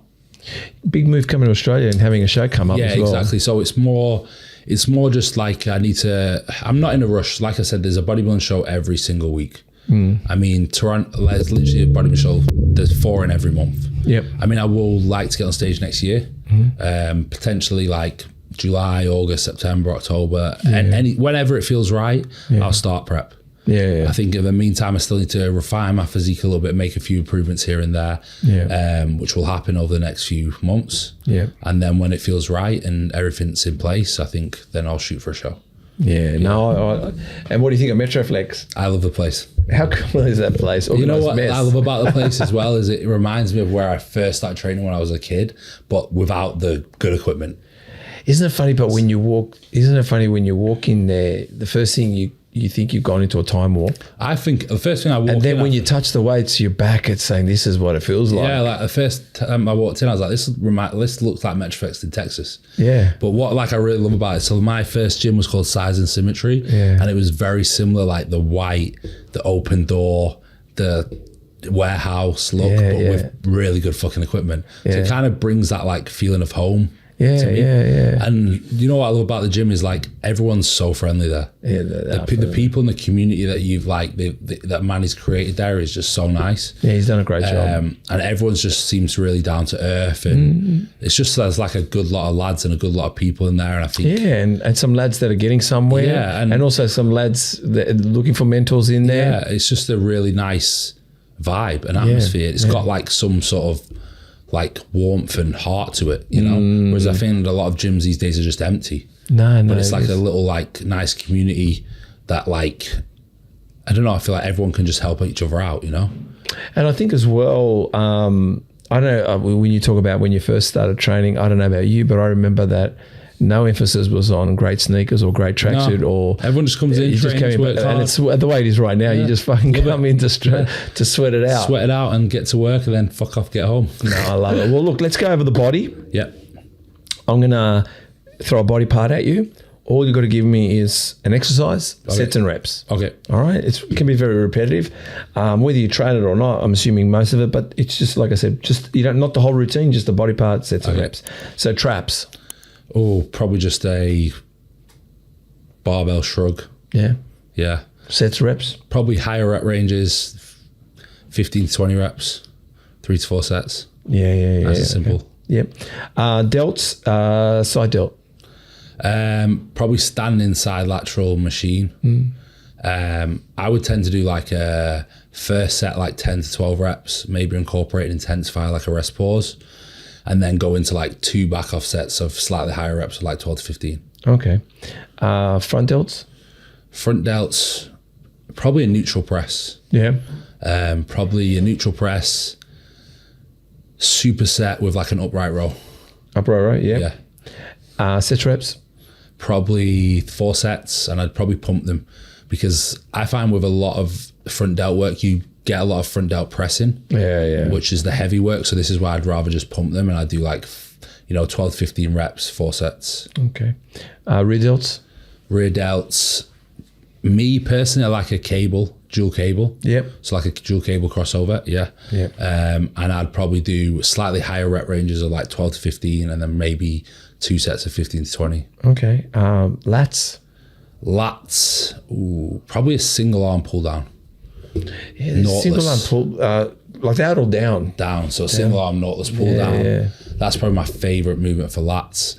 And like, you know, sometimes I'll incorporate, it just depends what phase I'm in. Like sometimes I'll do like an 8 to 10 with an intensifier, like a rest pause. Yep. And then a back off set of Explain to me rest pause. So a rest pause is where you do like, it just depends what phase I'm in. So for example, a rest pause would be like 8 to 10 reps to complete failure. You'd rest for like 15 or 20 seconds and you go to failure again. Okay, got it. I like to use a lot of intensifiers more when I'm in like a prep phase, but I've kind of backed off my intensifiers now and just do straight sets. So like right now I'd do like 8 to 10 reps and then a back off set of like, probably 2 back off sets of like 10 to 12 because it's an isolation movement. Okay, and did we say set reps? So I'll do like an 8 to 10 reps, potentially rest pause depending on what phase they're in, and then 2 sets of a back off of like 12 to 15. Chest? Favorite movement?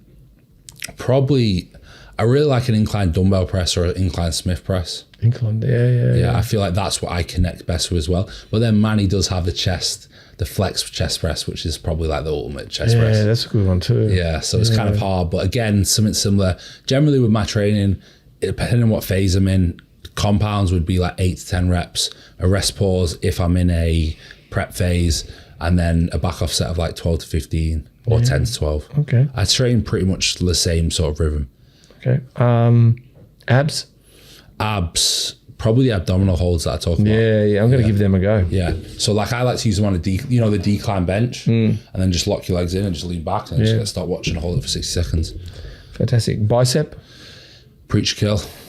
Set reps? I'd probably do like a 10 to 12, slightly higher rep ranges, and then sort of a 12 to 15 for 2 sets. 2 sets. Tricep? Probably a D handle push down. D handle? Yeah, so the 2 D handles that move like this. Yep. Push down, gotcha. Yeah. And I'd probably do something similar, the same sort of rep range as biceps. Okay, forearms? I don't really train forearms. That's why my forearms are shit. I've got to train for My trains are forearms are shit. Are your forearms shit? Yeah, mine are shit. Yeah. I probably should train forearms, so maybe I'll start. Chris could tell me his forearms are shit, but not you. Maybe I should start training forearms a bit more. Way. I was looking at your forearms. No, not like compared to like Flex Lewis's forearms. Fucking, you should see Lee's Priest's forearms. Exactly. Lee's Priest's forearms is the size of my quads. Yeah, exactly. And biceps are right, my forearms are shit. Your arms are your arms are good. Yeah. Can't answer that question. All right, don't answer it. Quads? For me, pendulum squat is probably one of the best. Set reps? Again, a heavy sort of 8 to 10, and then probably a back off set of like 10 to 12. So two to 3 sets? 2 sets probably on most compound movements. I'll do 2 sets. If I was doing a leg extension, I'll do 3. Okay. Hammies? Hamstrings probably the biggest, in my opinion, RDL. I'll tell you what, the remaining deadlifts.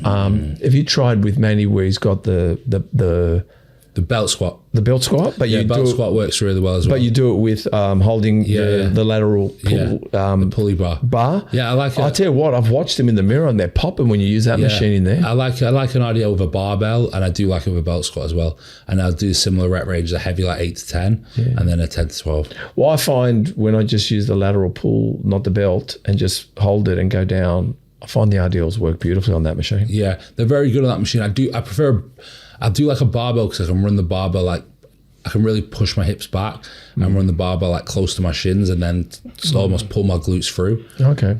So I do like a barbell for that reason. Okay, glutes?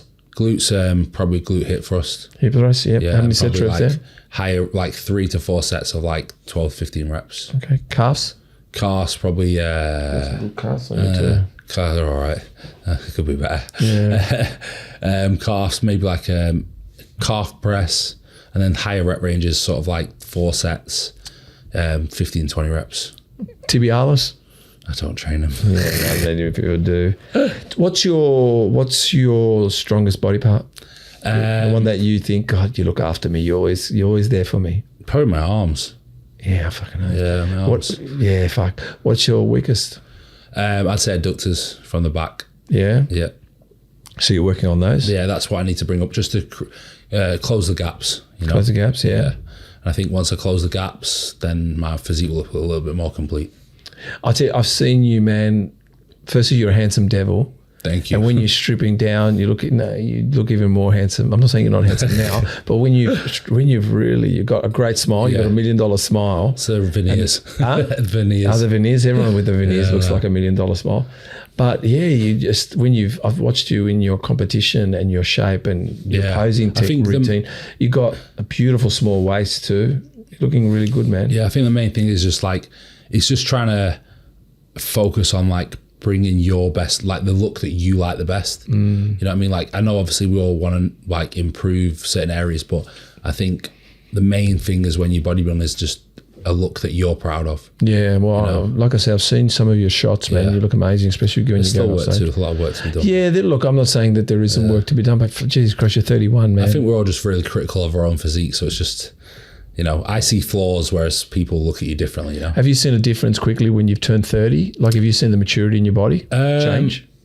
Because you know a lot of sprinters, and I think there's certain things happen at age 30, even testosterone. I know they talk about losing it, but I think like I still think my muscle maturity still got to come through a bit more. Oh wow, that's great. Yeah, I feel like that way anyway. Yeah. You also said something on a post about estrogen. What did you say? You were talking about some kind of compound. Can't remember what that was. You were giving it a breakdown. Can't remember. Oh, probably just speaking about like using AIs and controlling estrogen. Yes. And no need for it, and not as much need for it now because that's what I was. If we use DHT drugs higher, then we can kind of like there's no need to use like an Arimidex or Omicin, Letrozole. We can kind of save them and keep them out of the plan until absolutely necessary, because the problem is with all those compounds. I wanted to know, because a lot of people jump on that. Yeah, well, the problem with all those compounds is they really skew lipids, whereas now we have the ability to use like DHT drugs like Masteron and Primobolan to kind of control estrogen. Okay. So those compounds I'd only use towards a real last phase to help dry someone out. Yeah, so it's just like being smart with your drug use, because you want to obviously keep health in a good place, and last thing you want to do is tank cholesterol 12, 13, 14 weeks out. Like I said to you, man, I was scrolling through and I think, which quote do I like? Which piece of advice do I like? I just try to give as much like real advice as possible. Now, for someone to write a script together, I would have gone even longer. I'm saying is, for me, it's probably perfect to sit there and see what you're doing and take my time with it. Yeah. But like I said, you have got a lot of quality stuff on your page, and where can we find you? IFBB Pro, Jamie Do Rego, I think. Let me just double check that. I think that's what it is. It is, IFBB Pro, Jamie Do Rego. That's my Instagram. Any sponsors you want to mention? Yeah, so Project AD, it's my supplement sponsor. They also do the Professor Nuts peanut butter, which I really hope they bring here one day. What is that? It's a 28 calorie peanut butter. How many calories is peanut butter? About 120 calories. In a teaspoon? Yeah. No wonder I'm still a fat cunt. So their peanut butter... I thought I was going to stop saying the word. Yeah, their peanut butter actually has like a medical fibre in that stops your body absorbing the fat, which sounds mad, but I swear down, it's absolutely crazy. And it's literally... Bring it here, we'll distribute it. Yeah, literally, it's amazing. Because I put peanut butter on... Yeah, and everything. Well, yes and no, but what I'm saying is, I keep saying to myself, maybe I should stop it. But how many did you say? How many calories? 28 calories in a teaspoon. The normal peanut butter. 120 in a teaspoon, and 28 in this. I think it's 2 teaspoons. What is 2 teaspoons? I think it's 2 teaspoons or 2 tablespoons is 120 calories, and then this one's 28. Yeah, honestly, it's amazing. And then obviously I'm with Biolabs as well, which is a peptide company. They're really good. Do very, very good quality peptides like TB500, BPC, and also a lot of supplements that I actually use for blood markers and health. And also Project AD do a really good and extensive health supplement range as well, like Tudcare, liver support, digestive enzymes, stuff like that. So they're my 2 main sponsors. And then I've got like a clothing brand called Repwear, which do really good clothing. And then Louis Arjuna, who do the nice clothing. So any bodybuilders who need to fit in nice pants and nice jeans and nice tops, then check them out. And that's it really. That's really it. Man, so, I just want to say thank you so much. Problem. I know you're flying out on Monday. Yeah. And when are you back? Probably end of February, start of March. Maybe we can also do, before we launch this, maybe we'll do a workout together. 100%. And we'll bring Chris along. Yeah, let's do it. And we can go after it. We can go after it with a million quotes and ideas. I'm game for that. Brilliant. Yeah. All right. Thank you very much. Thank you for having me. No worries.